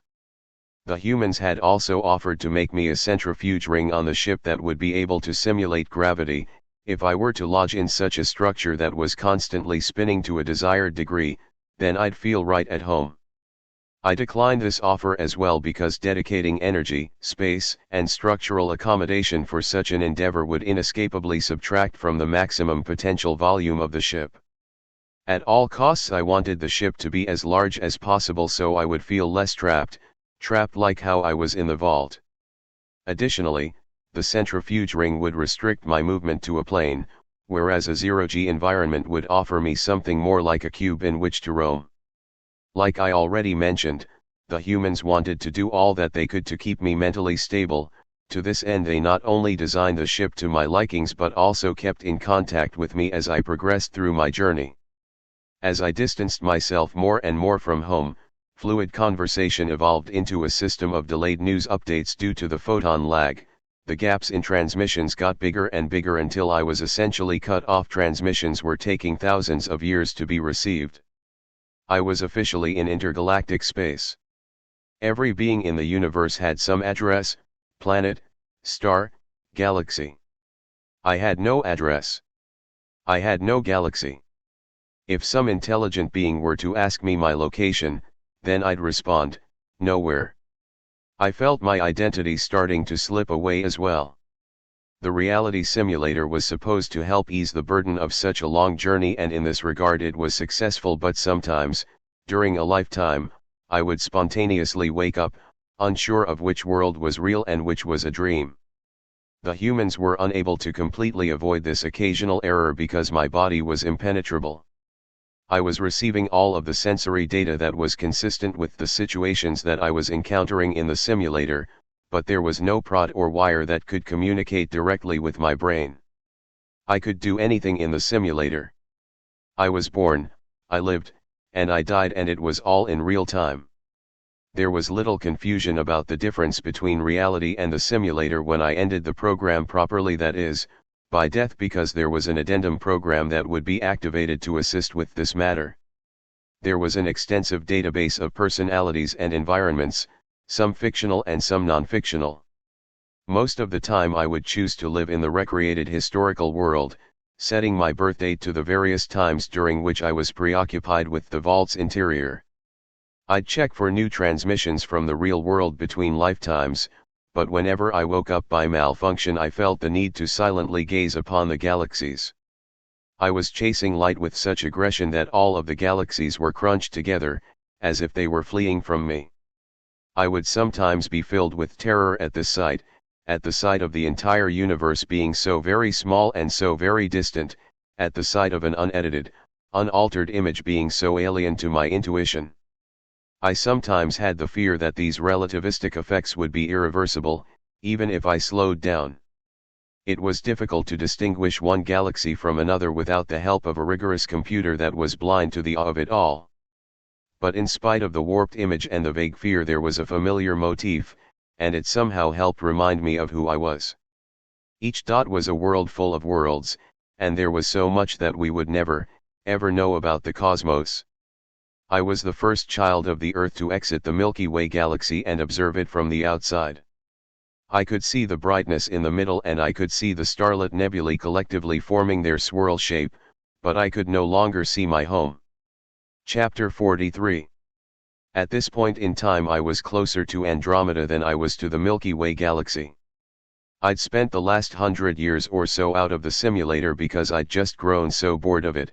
I decided to use the time to perform some of my necessary tasks. Aside from these tasks, there were the two main objectives to the mission, and it could not quite be agreed which was of greater value to science. One of the objectives was to sow life throughout the new galaxy. The ship was carrying, for humans and various other modifications of Earth life forms, artificially sequenced DNA, the vast majority of which was that of single-celled life. The DNA did not exist in physical form, but rather in the computers. There were the necessary substances on board to generate the digital DNA when the time was right. It wasn't believed that any planet's atmosphere could naturally form into something like that of Earth's. By naturally I mean without the assistance of microbes to process the atmosphere. So my task was to find candidate planets, the main requirement being the presence of liquid water. For this process, sprinkle large amounts of artificially enhanced microbes on them, and then later return to these planets for testing. I would revisit the first planet after I was done with the last. Even with the most efficient path planning, the process would take over 500,000 years on my clock due to travel time. We had already located one candidate planet, Terra 1A, before I even set sail into space, and the computers on my ship were to seek out more during the very long transit between galaxies. My other objective, perhaps more or perhaps less important, was to simply be a sentient observer. While the life that I was going to create in this galaxy would certainly be observing the galaxy in which it would be living, the thing that interested the stargazers back home was to have an observer who could, in the same lifetime, observe both the Milky Way galaxy and Andromeda from the inside. To some, this very act would be the single most significant achievement in the history of the world. Chapter 44. I had breached the ill-defined property lines of Andromeda several centuries ago, and the front of my ship was scorched from the intergalactic medium. It was quite wondrous to think that my voyage made into physical reality that which was once a mere abstract dot in the sky. In terms of magnitude of distance traveled from Earth, my ship had passed, several times over, the most distant of the unmanned voyagers that were sent to explore other major galaxies. It easily crushed them in this race because they had been constructed so long ago with inferior technology. In the same way, it was thus tempting to say that it was possible, although not theoretically possible, that the humans back on Earth, before their transmission on the matter could have even reached me, devised the technology to send something so fast that it could have passed me by now. I entertained such thoughts only out of an abundance of free time, however, and I could surely look at the walls of my ship and know that never before had an object with a human fingerprint on it gone so far. By now the computers on board my ship had selected 981 candidate planets for seeding. I was finally nearing Terra 1A, the first of these, and it was time to seek black holes for the purposes of deceleration via gravity assist. For the first time in hundreds of thousands of years I would have my feet beneath me. I remember thinking, so long ago, that Pluto was so distant. I remember that picturing myself standing on that world was the limit to how far my imagination could wander, and now I was in another galaxy. Chapter 45. I was sitting in the incubation chamber, focusing my attention upon a tube of specially designed microbes. I hadn't seen anything that was alive for so long. It was pink, and it was floating. It looked like some kind of oceanic plant life. I sat there for days on end, just watching the life inside each of the hundreds of tubes. It took my breath away. Humanity had always wondered if there was life in other galaxies, and now there was. The beauty of where I was and of what I was doing came over me like the unearthing of 1,000 secrets. The life behind the glass wasn't cold and dead like the universe. It wasn't mechanical and predictable like the machines in my ship. It was a living thing, flowing, glowing, growing, undulating like a lava lamp. I wanted to open the tube and touch it. I wanted to feel some kind of intimacy with this new life, but that would have contaminated the incubation chamber. I could do nothing but remain the sterile and impersonal observer that I'd always been. Chapter 46. Terra 1A was nothing like the real Earth, and its sun was more powerful. To describe the new stellar system in terms of the one that you know, I'll say this: there was the sun, then the main asteroid belt, then 4 terrestrial planets, and no gas giants. The asteroid belt was possibly once a planet, but it was so close to the sun that it was ripped to pieces from the gravity. Either that, or the gravity was so strong that the shrapnel was never even afforded a chance at becoming a planet in the first place. The first planet of the 4 was barren of atmosphere and extremely volcanic. It was actually geologically dead, but the gravitational field of the sun, in conjunction with the planet's eccentric orbit, was persuasive enough to induce violent uprise of liquid material. The next 2 planets were a dual planet, like how Earth and Luna almost are. Both planets were like Luna in that they were void of atmosphere, geological activity, or anything else that might be interesting. The only curious thing was that, by standing on the smaller of the 2 planets, you could observe a stellar eclipse similar to that which can be observable on Earth, although it was different here because there was no atmosphere for your eye to look through. And then there was Terra 1A. There was a fairly high level of certainty that Terra 1a had once been a gas giant, a very small gas giant, before losing the bulk of its atmosphere over time due to stellar wind and also its own lack of gravity. The planet had methane lakes, exceedingly high levels of raw diamonds, and dozens of very small moons. The planet itself was about twice that of Earth in diameter, but, due to its lower density, its strength of gravity at the surface was about the same. Despite having lost much of its atmosphere, there was still an extremely thick coat that remained. It consisted mainly of innate nitrogen, with a bit of methane and ammonia as well. Most of the molecular hydrogen had been whisked away as the planet lost its layers of sky, and so the components for making water were lacking. There was still enough liquid water for a planet's population of life, but barely. The competition for survival would be far greater than anything we've ever seen on Earth. Terra 1a lacked the satisfactory spin necessary to generate a magnetic field strong enough to protect the future inhabitants from the sun's wind. As a consequence of this radiation, life forms with long lifespans will have difficulty flourishing. Fortunately, the planet was, like Uranus was in your time, tilted to such a degree that a line passing through the north and south poles would almost intersect with the sun, and so there was always an area on the planet that would never be pelted by the sun's light during the daily cycle. Although the dark face would always receive harsh light during the complementary phase of the year, intelligent life finding itself in this situation could thrive by way of semi-annual migration, and although the planet will wobble erratically on its axis over time as a result of having no stabilizing moon, my ship's computer projected that the planet would never realize a sufficient tilt such that both poles would be exposed to the sun at the same time. The planet was not perfect, but it was as good as we thought it was, and it had the potential to be a new Earth. Chapter 47. We had predicted the compositions of thousands of different types of atmospheres that might be dwelling on the planets of Andromeda, and we therefore engineered specific microbes that could convert these atmospheres into something more hospitable for our intelligent life. And so, given all of this foresight, the contents of Terra 1a's atmosphere, while an annoying obstacle, were certainly not a surprise.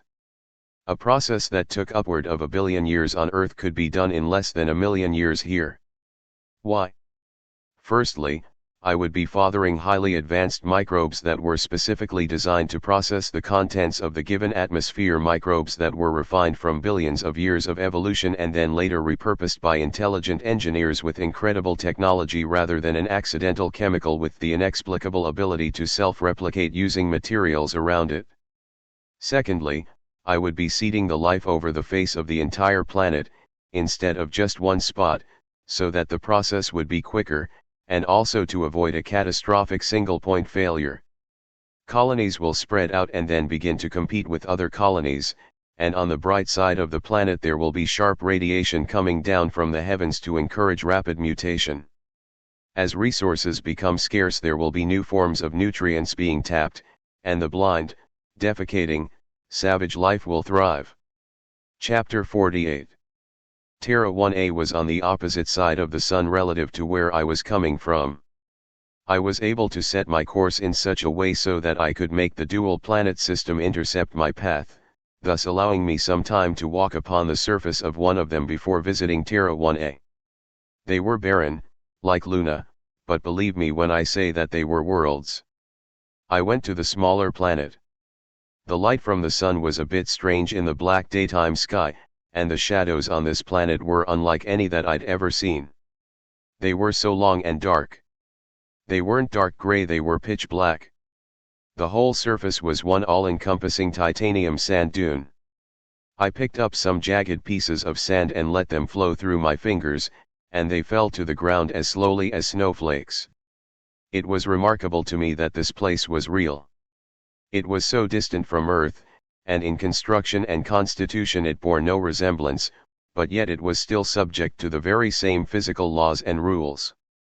I took a moment to appreciate all of this because no human could ever experience what I was experiencing. The humans had made spacesuits to be much, much smaller, lighter, and more flexible than they were in your day, with the ideal goal of making them as lightweight as the Emperor's new clothes, but the fact always remained that no human could expose himself to the nothingness of the vacuum like I could. None of them could ever go anywhere without having a layer of Earth's atmosphere over the skin. None of them could stand on this world and hold in a bare hand titanium sand. Chapter 49. There was thunder, there was moisture, and there was heat. Here, on Terra 1A, life would surely flourish. But then I looked down at the pink, flowing life in my hands, the life that was content as it was, and I suddenly felt overwhelmed with apathy.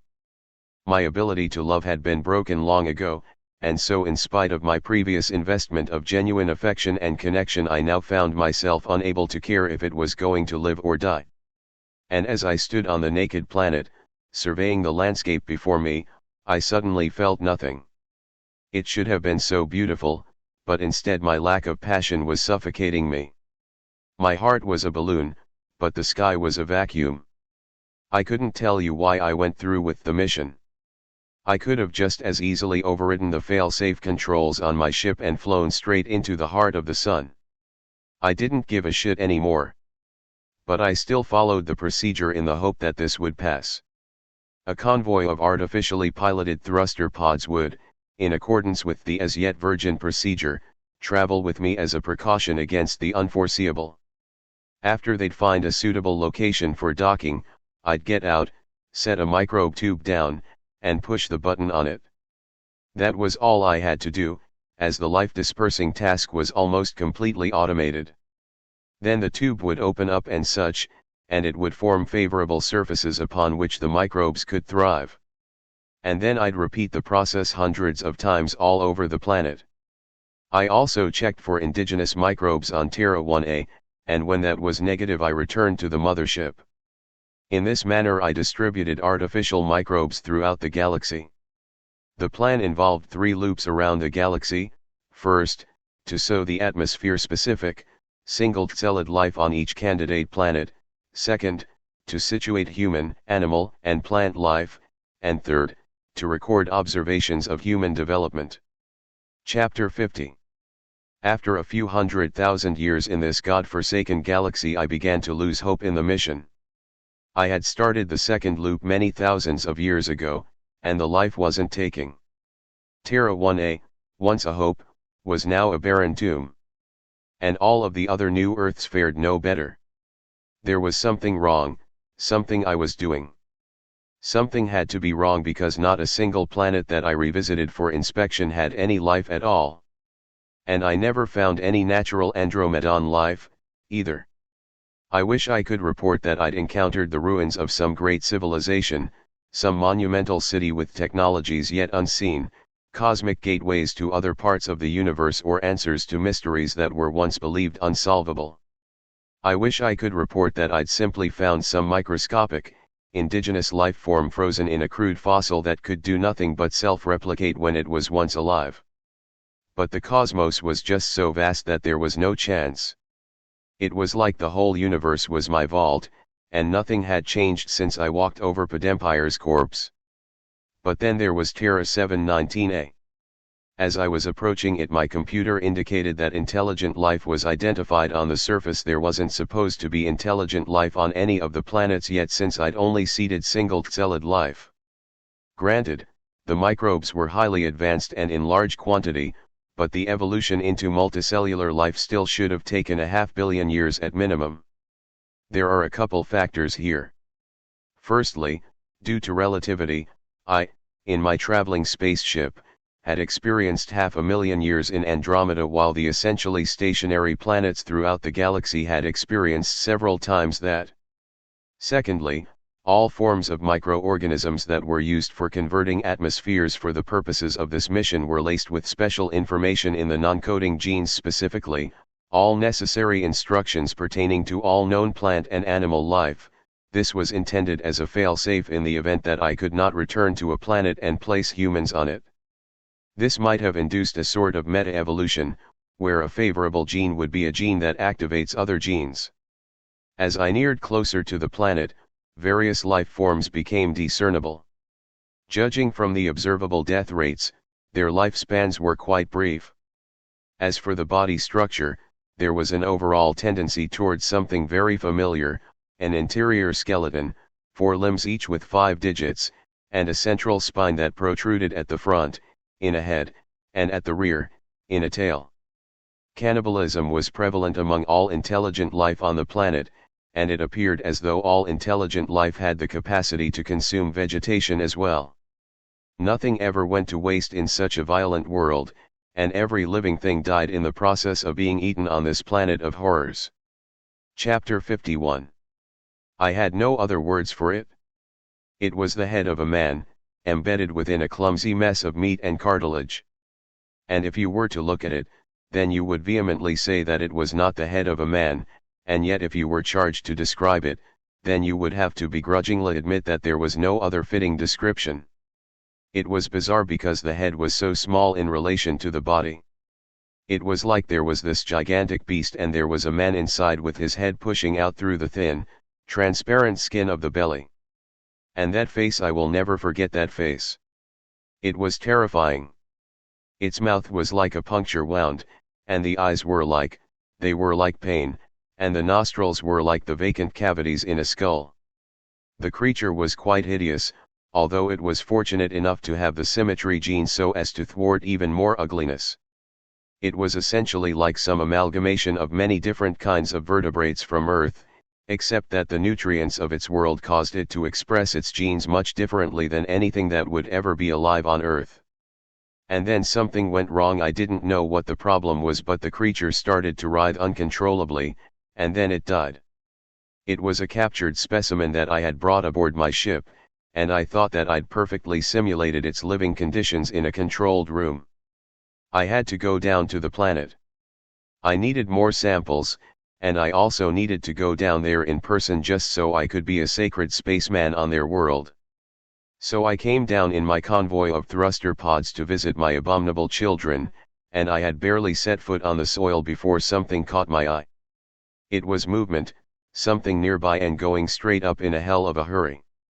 There was a distant sound, too, like a missile whistle, high in pitch but with something like a burning sizzle crisp trailing the shriek. And it got fainter, fainter, and fainter, and then, when it was gone, instead of still and quiet there was a shockwave that knocked me off my feet. When I rediscovered which way was up, I saw that there was an enormous fireball in the sky, shrouded in ribbons of smoke and debris. The fireball was an artificial object, huge and massive, totally disintegrating and burning as it fell through the thick, aerobic atmosphere. And then I had that feeling in my gut, like there was something moving inside it, and my eyes grew larger, and I could feel my lips moving and saying things that I could not control. This was because the fireball had thrusters behind it, and it had human symbols on it, and it was the place that I'd spent the last several hundred millennia of my life. It had never occurred to the engineers that a projectile might have scramblers on it to confuse the mothership's defense system. The temperature of the air was rising and now the beasts of the world were coming for my blood. I saw them running toward me, galloping in a miserable limp, and it was at this moment that I realized, despite the fact that they were naked, filthy, and savage, that they were sophisticated, that they were users of technology, and that they did not take kindly to the alien abduction that I had so rudely imposed upon their unfortunate comrade. I understood that I'd mistakenly correlated their primal nature with technological ignorance. I did not know that the mathematical parts of their brains were very akin to that of a human's. I hadn't detected any artificial structures while in the mothership, meaning they were, of course, likely deep underground, and they apparently did not use vehicles either, because either the concept eluded them or their morbid bodies precluded the possibility altogether. I was thus quite shocked at their level of tech. I didn't have to stop and think about what I wanted to do. I just got into the nearest thruster pod and left the planet. If I had been thinking, then there would have been some reservations in my mind. There was absolutely no knowing what the little blue planet in the Milky Way galaxy would be like by the time I got back. By Earth's clock it was a few million years after the invention of disco, and so all the progress that the humans had made since I last knew them could have been undone by some unforeseen calamity. Their other planets of habitation, being dependent upon Earth for resources, would have been unviable if Earth was destroyed. humanity could have been extinct, making Terra 719 a home to the last of all life in the known universe. If this was true, then departure was a bad idea. There was also the issue of cosmic bombardment. The thruster pods, while having a defense system, weren't fitted with the same kind of armor as the mothership. They were largely see-through, seeing as how that would obviously be preferable for a vessel surfing the surfaces of a planet. Consequently, there was a danger of extremely small, extremely fast chunks of matter colliding with critical parts of the vessel. The probability of being struck by such objects in intergalactic space would be slim to none. While traversing interstellar space, however, such collisions would be inevitable if given enough time. The issue of space rocks will not be significant once I enter the Milky Way galaxy, since, by that time, my trajectory will be sufficiently fine-tuned to ensure an impact with Earth. While in Andromeda, however, I will have to deplete precious energy for surveillance and deflection of incoming space rocks. This also meant that I could not use the slingshot method for augmentation of my speed, because being in the close proximity of a sun would greatly magnify the risk of being struck by random rocks to the point that a collision would be inevitable. A collision in a vulnerable area would probably kill my engines and doom me to drift helplessly through the infinite void of space. After the galactic gauntlet, I will have to travel for over 30 million years before I could arrive back home. This was due to the fact that the thruster pod was so slow. Using all of my fuel, saving nothing for reverse thrust that I would need at the end, I could only accelerate up to 0.07 c because the thruster pod was designed to do not much more than escape the gravitational influence of a small planet before being recharged on the mothership. Of course, reserving no fuel for reverse thrust would mean that there will be some complications down the road. The momentum of my thruster pod will make its impact upon Earth quite significant, nothing like the rock that killed the dinosaurs, but still very destructive. If the humans were all gone, then I could use the last of my fuel reserves to refine my velocity vector so that I'd collide with Earth at any location of my choosing. However, if the humans were still around, then they'd likely have adequate technology, even if their civilization had been destroyed and rebuilt a dozen times over, to shoot down my thruster pod before it could wreak havoc upon their planet. This occurrence would convert my vessel into debris and give my body a new direction of travel through space, resulting, due to my velocity being more than sufficient to escape the galaxy, in excellent chances that I'd wind up wandering through the void for all eternity. Fortunately, there was preparation for this scenario before I'd ever even left the Milky Way galaxy. On board my thruster pod were instructions that were programmed to be continuously sent to Earth starting from several centuries before the Earthlings could possibly detect me, and there was a sufficient amount of information in the packaging of the message to allow them to deduce the syntax and vocabulary of the language. The instructions would explain the situation and tell them to send a rescue vessel for me. I would certainly prefer to send this message now, or at least during the Great Intergalactic Migration, but my thruster pod, having been designed only to send local transmissions, could not send a coherent radio signal very far. But all of this wouldn't happen for millions of years. And there was nothing in this thruster pod that could keep me entertained for more than a day. There was only the massive hull hole that I could not help but stare at, as I was escaping Terra 719A, dispersing the other thruster pods in random directions as decoys. The creatures hastily launched explosive projectiles. While the other pods were destroyed, I managed to coerce my incoming missiles into premature detonation through the manual use of my thruster pod's defense system. My pod sustained significant damage, and the event could have been catastrophic due to the explosive decompression that occurred. My thruster pod's door was left wide open while I was exploring the planet, and so the cockpit had assumed the atmosphere, and thus the atmospheric pressure, of the planet that I was on. I, in my rush to escape, did not expel the air after sealing myself in, and so after the attack, which occurred at a high altitude, all of the air went through that hole and I almost went with it. I saved myself by pressing my body against the opposite wall so that all of the gusting air was between me and the breach. I patched the hole, disposed of all the tools and loose items on board, and then destroyed all computer circuits to permanently secure all of the locks. I could only leave the radio and the emergency precision boosters intact, although I would have to put them on a 30 million year time lock.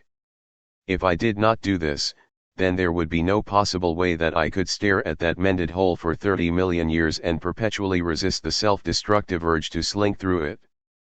No possible way. And then there was nothing left to do but memorize every feature of the interior of the thruster pod and count to 1 quadrillion. Chapter 52. Nothing but darkness and stars. Even with all of these years of travel ahead of me, I managed to convince myself that fleeing Terra 719A was the best response to the situation. I would surely return safely to a metal-paved Earth. If I had stayed on Terra 719A, then I would have been captured and held in captivity long enough for those monsters to rip my last remaining thruster pods to pieces.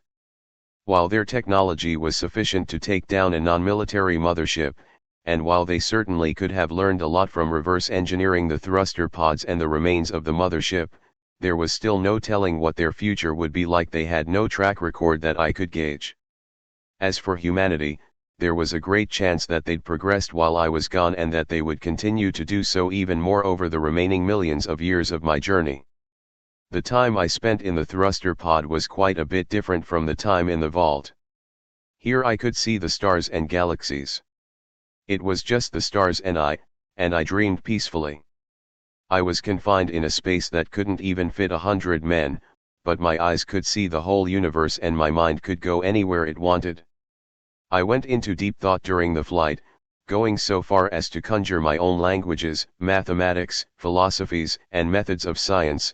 My consciousness was permanently altered. Chapter 53. When you get off of a plane that has carried you across the seas, you will find that you have to change the time on your wristwatch. When I came back to the little blue planet in the Milky Way galaxy, I had to change my watch, too. I'd reached extreme speeds in deep space, speeds that, in your day, only subatomic particles would have had any business doing. Consequently, my elapsed time and Earth's elapsed time differed by several million years. It made little difference, though, since I was gone for over 30 million years on anyone's clock. I was gone for so long that Sol's radius had expanded by a measurable amount, the gas giants looked noticeably different, and all the new constellations that I had to learn upon my release from the vault were warped utterly beyond recognition due to galactic rotation. And there were a lot of changes on Earth, too. For one thing, the human gene pool had drifted significantly. There were thousands of different species of humans, and I was now the only being in the known universe that might have looked anything like you. Actually, instead of the word drift I should use a term more like directed flow, because the evolution was by way of artificial selection, not natural selection. Their bodies, genes, and biomechanical enhancements were all customized. On the cellular level, these humans were completely advanced. Their cells could absorb almost anything as fuel, and general human DNA was incrementally upgraded over trillions upon trillions of experimental generations so that in its current stage it could last millions of years before beginning to decay, and even after the normal processes of decay begin, the DNA structure could yet be artificially prolonged. The average lifespan was essentially indefinite. Sex no longer even existed. There were no such parts in the anatomy. Given the progress that had been made all the way from when man first stood upright up until now, it was commonly believed that the final stage of transhumanism would be realized within around another 100 million years or so. Human civilization was so advanced now that, well, I couldn't even describe it. They were doing things now that were thought to be absurdly impossible even after my emergence from the vault. The humans had somehow solved the problem of machines, heat, and working parts, which allowed them to send volunteers deep beneath the vaguely defined surface of Sol. Also, there were now thousands of human-populated cities on Venus. Mars was completely terraformed and had a new magnetic field and atmosphere, each artificially and strenuously bound to the planet, that could support naked human life, while the many different varieties of humans could survive in many different varieties of environments. Each and every human was, of course, engineered so that Earth-like conditions would top the list of favorable environments.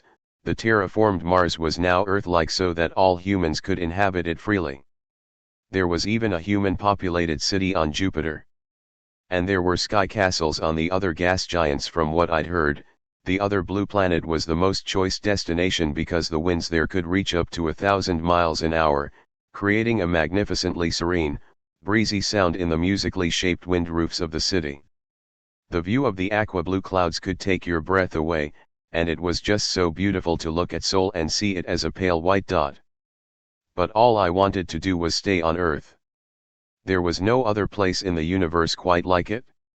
If I stood on another planet, then I'd still feel like I was in outer space, like I was still in that terrible thruster pod. To me there was just Mother Earth and outer space, and all of the other planets were in outer space and they were part of the outer space world. And so I sought out the last few nature reserves on Earth that weren't completely covered in technology.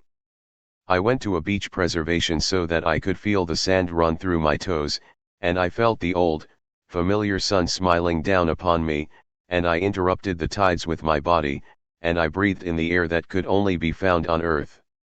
I was finally home. Chapter 54. There were all kinds of new technologies now, but they bored me. There was one thing, though, that was different. It was a new telescope that had found a miracle. The universe becomes opaque at a certain distance away, cheating us out of a view of the early universe.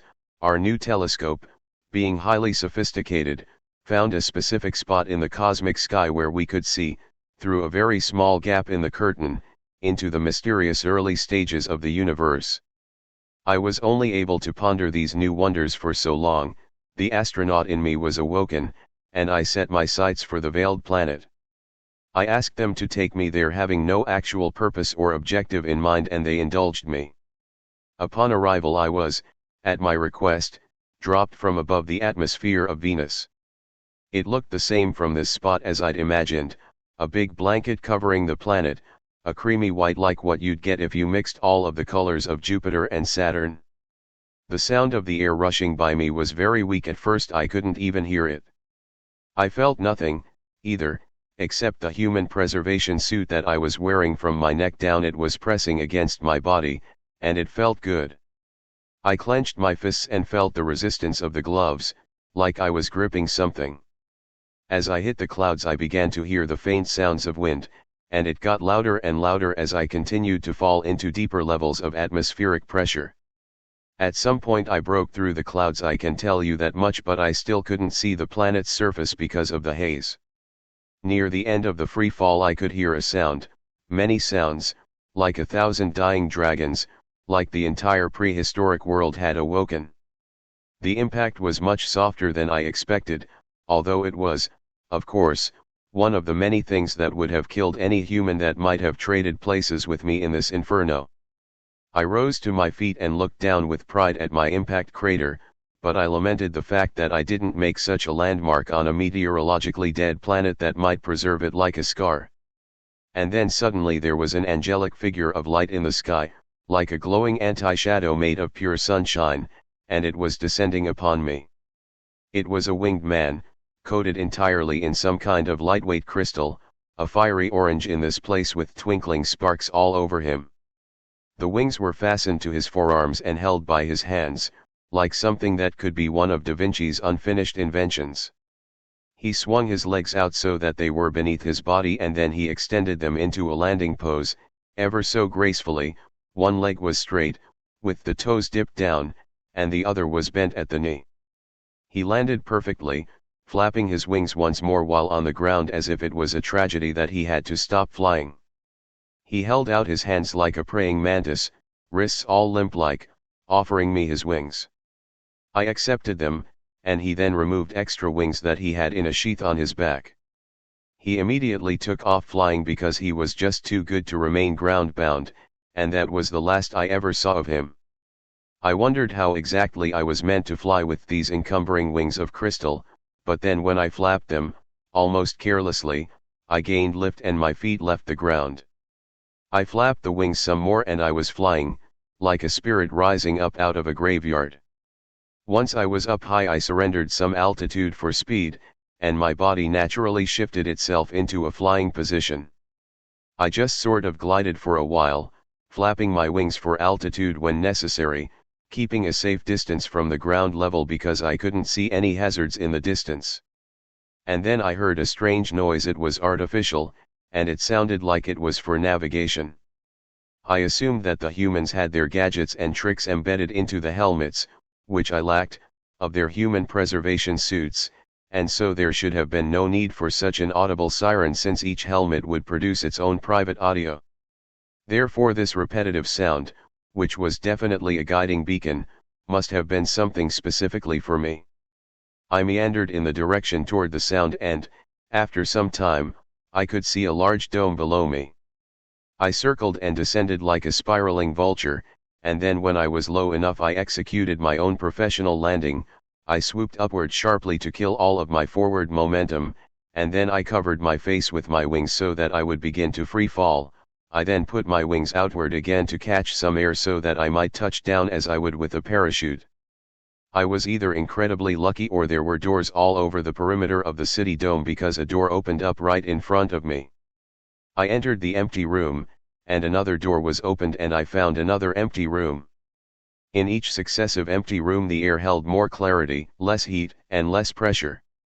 I outlasted the duration of the doors and they soon revealed to me the innards of a great city with flying people and flowing water. Chapter 55. The wall before me had clocks on one side and a window on the other. Except, instead of these being analog clocks for, say, the time in Los Angeles or London or Tokyo, these were digital clocks to tell you the year, as reckoned by man, for the major stellar systems across the various galaxies that we'd colonized. Earth's clock was always ahead of everywhere else since we starmen had left there at relativistic speeds. According to the clocks on my wall, Earth was about 10 trillion years ahead of the clock here. The only clock that really matters is, of course, your own clock, which, in this era, is going to be different for everyone since the average human, if I can use such a loose word, will travel so very far in a lifetime. There will also be well over 100 different names for each planet or sun, seeing as how humanity was so spread out by this time and hopelessly relying upon the speed of light to broadcast a name. A sun could be named after its galaxy, after its location in its galaxy, or after its type. Sometimes a planet was named after its sun, followed by the number corresponding to the planet's ordering in the stellar system, like how we sometimes refer to Earth as Sol 3, many times a planet, particularly if it is perhaps not quite a planet by conventional standards, would be named after one of its prominent or recurring features. Other times a planet might be named Terra, followed by a sequence of digits, so as to convey that the planet is easily inhabitable and not some ferocious gas giant. One thing, however, that would never become the name of a planet was its discoverer, be that the first to observe it or the first to stand upon it, since humanity by this time had very much outgrown its own vanity, and every last human knew full well that his lifetime of achievements would more appropriately be credited to the previous generations who labored to make everything possible. In the end, all of this bureaucracy was somewhat pointless, I suppose, seeing as how neither the time on a standard clock nor the name below it could be agreed upon. I looked out the window and saw that it was the time of day when the sky was a twisted computer green, and I was falling into a deep depression as I tried to reminisce about the languages that I used to speak. I knew intellectually that such languages existed and that I'd spoken them, but I could not remember the languages themselves, the people to whom I spoke them, or anything from those time periods. I had only a textbook understanding of the life that I'd lived due to the mechanics of my memory. When I closed my eyes and looked really far back, I could only see the vault. Well, there were a few other things, but there was nothing that haunted me like the vault. Podempire should have been expunged from my memory ages ago, but I kept thinking about him, thereby activating the information in my mind and reinserting it as a new memory. Podempire's name never changed, but I've lost count as to how many different languages I've used for my internal thoughts while remembering him. The primary language of humankind was something completely new when I came out of the vault, something that did not share in perceivable derivation with any language that I knew of before having gone into the vault, and then that language itself changed completely into a new language a few thousand years later, and then it changed again, and again, In total I had no idea how many languages I had passed through, but I would estimate it to be in the millions. Our current currency of words had a term for what had happened to Earth around 80 trillion years ago. The rough translation into English would be something like inflation of the frog. It is the story of the death of soul and the burnt earth. The dying sun grew much larger, like a frog's vocal sac. At some point, soul expanded so much that it engulfed Mercury. Mercury's surface was incinerated, but the planet itself continued to orbit, clawing its way through the diffuse fog of soul's atmosphere. Mercury was wounded, its precious inner parts exposed to the world after having been hidden away for so very long, and oceans of molten iron leaked away as it continued its slow spiral into oblivion. The solar friction eventually sapped Mercury's will to drudge on. 18,609,434,112 years after the beginning of time, the bleeding planet fell into the core of Sol. Next was Venus. The ambitious frog expanded more and more, and eventually this world needlessly fell into the infernal belly. Earth, once called the blue planet, had now turned black and red like a rotten apple as Sol threatened to fill the entire sky. The magnificent oceans were unceremoniously confiscated by the heat of the expanding sun like a disgraced princess being stripped of her violet velvet, and the sky's last trace of blue was lost forever. The burning moon shared Earth's sorrow as the insatiable sun grew ever larger, and Earth's bravest mountains melted into nothing. Every building burned, every flag was forgotten, and every buried skeleton was scorched as the sacred planet accepted its tragic end. The only thing that remains of Earth is its imaginary clock, still ticking. Terra 5179816056373094294669421, which was my current residence, was not destined to suffer the same fate since it was the moon of a gas giant that was sufficiently far away from its sun. Terra 5179816056373094294669421's fate will be much more subtle. Eventually, over a span of time that we do not even have words for, the ring dust from the gas giant will disintegrate Terra 5179816056373094294669421 while the tidal forces rip it to pieces. I volunteered to station here as an observer of the gas giant since its surface clouds were so volatile and active. There was a constantly rotating crew of humans to help with maintenance of machinery and such, but most of the humans in this dying stellar system were elsewhere. I should probably refer to them as transhumans since long ago humanity had fully completed this process. They were totally unrecognizable as having originated on Earth. My current sun was the same type that Sol once was. It was an old star, and the universe, as a whole, had begun the stage of death. The era of starlight had passed, and the transhumans could do nothing but hop from world to world in search of rare warm suns. Long ago I stopped counting the centuries and instead started counting the suns that shined down upon my permanent home spheres. So far I'd made a home in around 100,000 stellar systems of the trillions, both in this galaxy and in others, that the entirety of transhumanity had colonized. Chapter 56. Resources were becoming scarce because of the heat death of the universe. The intergalactic medium was starting to dominate the galaxies in terms of gravitational influence, and the cosmic background radiation, once an abundant static, was now a weak whisper. Entropy was approaching its asymptotic maximum, galaxies were dimming and stellar formation had ceased due to the hydrogen exhaustion. The universe did not have very long before it would go completely dark and starless. Sufficiently sophisticated societies throughout the universe, if they existed, could possibly survive the heat death longer than transhumanity. With this in mind, we had been searching for advanced societies for an extremely long time. Despite our searches, despite having the technology to send a transhuman observer to another galaxy in mere hours by his clock, despite dispersing billions of colonies throughout every galaxy we'd ever visited, we could not find life. Not even simple life. Even Terra 719A barely had any evidence of ruins on it before it was swallowed by its sun. It was a cold, dark, empty universe, and eventually, Due to the cosmic expansion, there was a last galaxy that could be touched. Most galaxies from your day had, by this time, disappeared completely due to their velocity, relative to us, being greater than c for longer than the travel time of their light to us. And the majority of the galaxies that we could still see were mere illusions, as we could never reach them because their light would disappear before we could get there. The phantom galaxies that we could still see but yet never reach had transhuman civilizations there, civilizations that we'd sent long ago, civilizations that were forever cut off from the rest of us.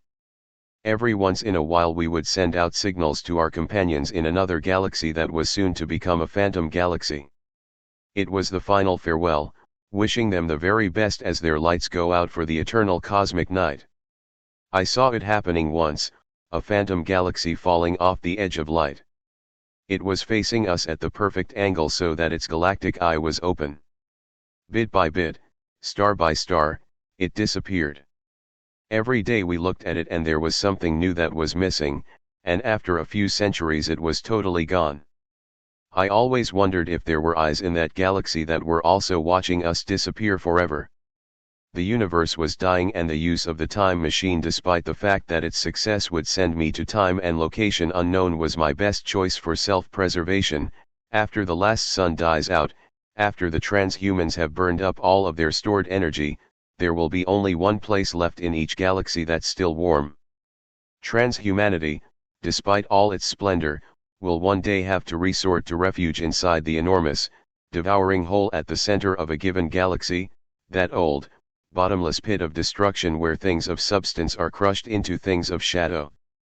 There, underneath the event horizon of the supermassive black hole, dead stars will swirl into the insatiable galactic mouth, and the stellar friction of these shredded stars will provide the final haven of warmth. And that is a place where I would never, ever follow mankind.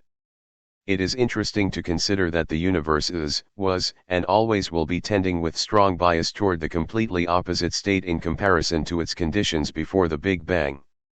At that time, if I can say such a thing, the universe was a system with only one possible state.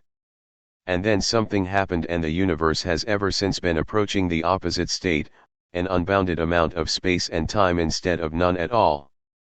The end will be as cold as the beginning was hot, and the end will be as gradual as the beginning was sudden. It will be so gradual that I won't even be able to discern it if I'm still here to watch. Things will unfold so slowly that I won't even notice when the last speck of light is gone and everything has faded to black, and the subtlety of the transition might leave me wondering if anything ever actually happened at all. Maybe I would eventually come to believe that the era of starlight was just a dream. And so, after all things in the universe succumb to their final fate, I will have nothing but my insanity to keep me company for all eternity. There is no doubt that Padempire will be awaiting my return, waiting for me with his devilishly grinning eyes of darkness. Only the time machine would spare me from this hell. The transhumans knew that they would drain resources in the making and operation of the time machine, and they knew that they would be doing so when the resources were more scarce than ever. They also knew that they'd get very little out of the experiment. Even if it worked, the only thing their investments would buy them would be to see me vanish. But to them, to these altruistic knowledge seekers, the only thing that mattered was to send an observer back so that he could solve the last mystery, even if they themselves would never know the answer. Chapter 57. I promised an engineer's description of the time machine, and so here it is, from the inside out. The components of the time machine were the pod. I would be inside this, the accelerator arms, the engines to power the accelerator arms, and the observers. The pod was uniformly made of a homogeneous mixture, a super strong material having a composition that does not concern a 21st century reader. The pod was spherical, and in the middle there was something that looked like an exotic dancer's pole. It ran along the diameter and it was fixed in its position simply by being cast from the one and only mold that was used to make the whole pod. The pole's role was that of structural integrity. There were only two moving parts in the pod. At two opposite ends of the sphere there were simple trapdoor mechanisms. I would only need one entrance, of course, but there were identical mechanisms on the two opposite sides because of the need for symmetry. The accelerator arms, which I will describe shortly, will apply pressure to the pod, and so it was very important that there could be no weakest point. It would have been quite a bit easier to design a pod with no weakest point if it had no entry hatches, but then that would have required us to make the pod with me in it from the start. The engineers didn't want to cast the mold of the pod with me inside it because the interior surface needed to be designed and developed in a special way so as to deter deformation that would result from the exertion of my relativistic body upon the material. The exterior of the pod was scarred with specially placed lines and grooves all over. They were there to guide the accelerator arms, which will glide all over the pod like a bow on a violin, giving the pod spinning acceleration. The spherical shape of the pod was purposeful in maintaining its structural integrity while being chewed by the accelerator arms. Those accelerator arms, powered by enormous, planet-sized engines deep underground, will move faster and faster and faster, spinning the pod into a blur that no camera could ever photograph clearly.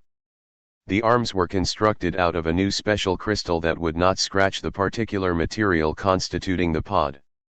The accelerator arms looked very much like the forelegs of a praying mantis, crooked, evil, and with lots of spikes on the underparts. The spikes were actually more like very long, horizontally, and short, vertically, dorsal fins, and their purpose had to do with the very brief moment of locking an accelerator arm in place within a groove on the pod. When footage from the half-speed test runs was slowed down, I could perceive the motion of the accelerator arms. They looked like the hind legs of a spider busily wrapping its prey in silk. They moved smoothly in some constant and yet unpredictable gesture, endlessly twirling around and around. The purpose of their movement was to produce perpetual acceleration in a particular way that would make the observer's difficult task a bit easier, and also to avoid certain weak structural areas on the surface of the pod so that the pod, in effect, would have no weakest point.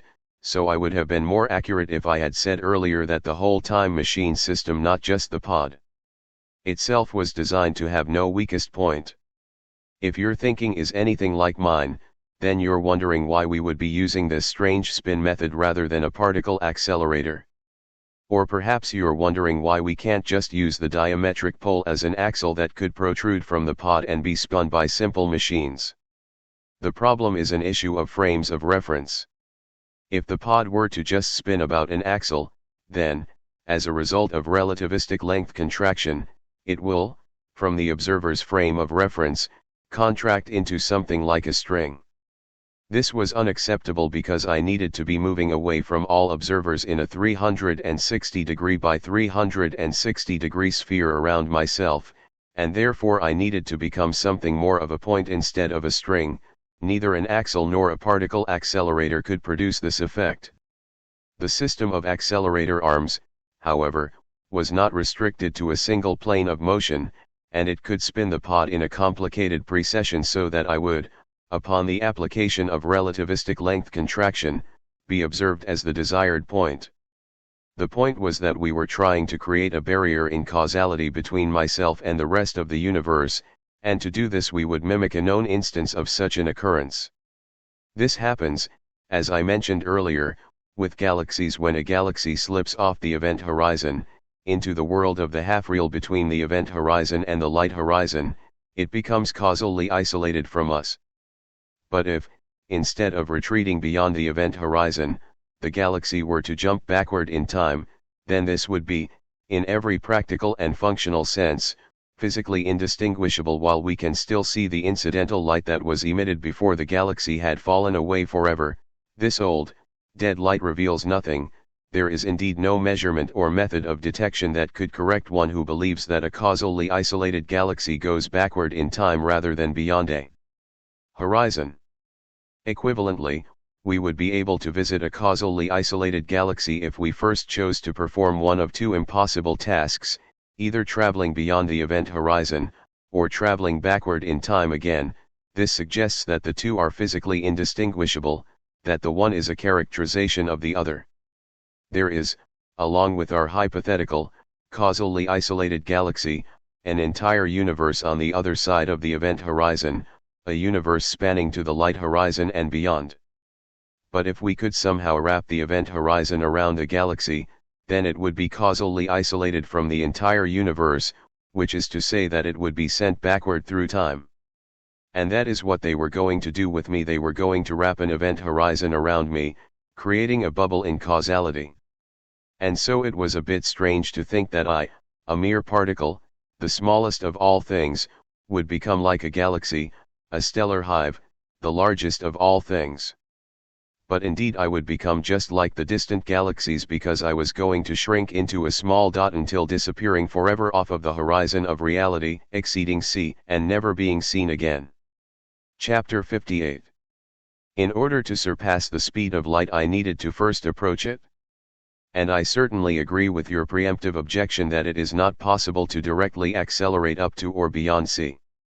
But before proceeding to address this problem, I should first call attention to the fact that the engineers who designed the time machine did so with technology and scientific wizardry that was limited only by that which was physically possible.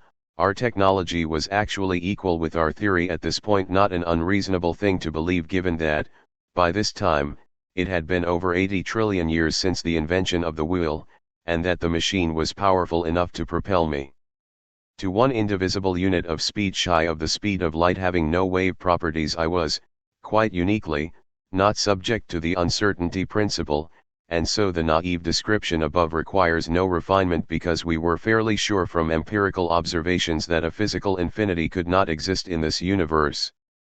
Therefore it would certainly follow that there exists at least, for me, some well-defined, physically attainable velocity, v equals c minus epsilon, such that there exists no well-defined, physically attainable velocity between v and c. If you now acknowledge that the metric of space is expanding in a way that is irreverent to the perceived rules of space and time, then you must see the possibility for the metric of space to expand in such a way so as to produce an effect equivalent to the distance between myself and my observers being increased by 2 or more quanta at the exact moment when my relative velocity will be just 1 quantum short of c, giving me a net velocity of, at minimum, c plus epsilon. Now, of course, a project like this is going to come with a long list of obstacles and problems. One such problem was the issue of wiggling. I will fit into the time machine pod like a fetus in a womb, and the pod will spin to produce the velocity that the observers will see. The amount of wiggle room that I will have while in the pod will be a critical variable, because even a few inches of slippage or physical indentation into the material of the pod, produced by my footholds and other areas of pressure that I will be exerting on the pod, would alter the location of my center of mass and ruin everything. My center of mass is what will remain to be observed after the process of relativistic length contraction has asserted itself. But I shall once more call attention to the date, reminding you of both the current technological prowess and also the current rate of expansion of space, a rate that has been accelerating since the beginning of time, and simply assert, without any reasonable refutation available to you, that the bounded range of the permitted negotiation of my position could be sufficiently small so the net difference between it and the predicted increase in distance between myself and the observers due to metric expansion will be in favor of the latter, while my reasonably certain velocity is c minus epsilon for our sufficiently small epsilon. While the scale of metric expansion is certainly more dominant in the voids between the galaxies, the stuff of space is exactly the same regardless of if it is a particle of space comprising one of these intergalactic voids or if it is a particle of space inside an atom. That being said, I will reveal now that we were actually arranging this experiment in a vast intergalactic supervoid on an artificial planet that we had created and then shepherded away from the clutches of its stellar nursery. It is true that the planet itself will exert modest gravity to inhibit the expansion of space-time, but there will be no ambient gravitational expanse to exacerbate this. And so, as I approach the speed of light, the observers will occasionally peek at my velocity, although, in this context, occasionally might mean 1045 times per second. The observers, as I described earlier, would be placed on the surface of an imaginary sphere centered around me, the radius of the sphere, being a bit larger than that of the planet we were on, was optimally determined by the radius of my revolution, the speed of my revolution, and the rate of the metric expansion. The sphere was profoundly dense in terms of observers per square Planck length, there was in fact an oversaturation, more observers than the required amount to obtain the best measurements physically possible. Hence the observers were arranged so that every photon attempting to pass through the sphere would be intercepted. The photons from the outside world were, of course, blocked out, and the region of space inside the sphere was scrubbed of wayward photons as best as possible. Each observer will send out a high-energy photon energized many orders of magnitude higher than even the limit of what was thought to be theoretically possible in your day, that will pass through the specifically optimized material of the artificial planet and through the pod to reflect off of me, and thence it will go through the pod and the planet again to complete 2 radii of the imaginary sphere and be collected by other observers. I will therefore be indirectly detectable as an obstruction by the intended observers directly opposite of the emitting observers, and, as mentioned, I will be incidentally detected by other observers as I systematically reflect each photon according to my instantaneous orientation. The observers will be in constant and immediate communication on their own network via applications of quantum entanglement. Being a spinning point, I will have a tangential velocity, v, which, with help from the metric expansion, will be greater than c for an observer whose bombarding photon is collinear to my tangent at the instant of contact. The observer, in this instance, will not detect the reflection, nor will it receive indication that the signal has been picked up by another observer, and it will thus conclude that I have disappeared. This is what would be considered a successful observation. If only a few observers are simultaneously successful, then the other observers will continue to corroborate my existence. There will merely be some disagreement among the observers about an event in the recent past. Suppose, however, that all observers agreed on v greater than c, and that the symphony of successful observations were to persist long enough to account for the fact that the notion of simultaneity is not very well defined when the effects of relativity are at the forefront. If literally every single photon bouncing off me was redshifted beyond the brink of total darkness, if there was an artificial light horizon around me and all photons proclaiming my existence were simultaneously wiped from the ledger, then all of the observers will be forced to agree that I'm simply not there. Chapter 59. I had to visit the blue planet before I could go through the time machine. It was totally black now, and there were no more oceans. The oxygen had burned up and the vaporized water had escaped the planet long ago, along with much of the rest of the atmosphere. It was quite like the lunar surface, dead, barren, and covered in craters. There was no living thing on this planet. And then I woke up and remembered that the blue planet didn't even exist at all anymore, that it had been snuffed out by Sol so long ago. I looked out the window at the transhumans that were working on the time machine project, and I didn't know any of their names or any of their features, and I had no home. Chapter 60. They set me into an incinerator and it burned for a few minutes, and then all of the air and ash was sucked out. Then they took me to the machine. As I walked my final walk, I was thinking about the various potential consequences of time travel, and it was then that I could finally see that I was wrong. I was wrong all along. I was not forged out of the heat of the young, tiny universe. There was indeed no way to create me or annihilate me. I actually owed my existence to my own actions, that is, the act of going through the time machine and creating my own existence in the past. And, of course, my timeline was no line at all, it was a circle. I should say that it was a circle for me, since I will carry with me my memories through the time machine, but it was a line segment with 2 dead ends for some omnipresent observer, since he would see me come into existence out of nowhere with memories of things that hadn't happened yet and then later exit existence by way of the time machine. I will go through the dead end of the circle and then I will drift aimlessly through space until I plummet to Earth, an event that would be all but impossible if it hadn't already happened, falling head over heels into the bootstrap paradox, a strange occurrence made possible only because of my immunity to entropy. And so now I suppose you're anticipating the cliché ending. Perhaps I will step into the machine and everything will turn black for some reason, and then there will be a chill in my heart and a burden of pressure on my eyes like a weeping sensation, and then I'll feel like I was drowning, and I'll reach out with my hands and feel Padempire in front of me. No. I've spent billions of your human lifetimes out of that vault, and I will never again wake up in the darkness. So much time has passed now that even the 30 million years wasted in between Andromeda and the Milky Way galaxy could not be thought of as significant. This was all real. It was as real as the instruments of death that I used back in the days when I was a magician, except this time, for the first time ever, the magic trick itself would be real. Goodbye, Starla. I stepped into the pod, they sealed me in, the acceleration began, and my field of vision shrank into a pinpoint. And then it happened, and I saw a world full of stars again.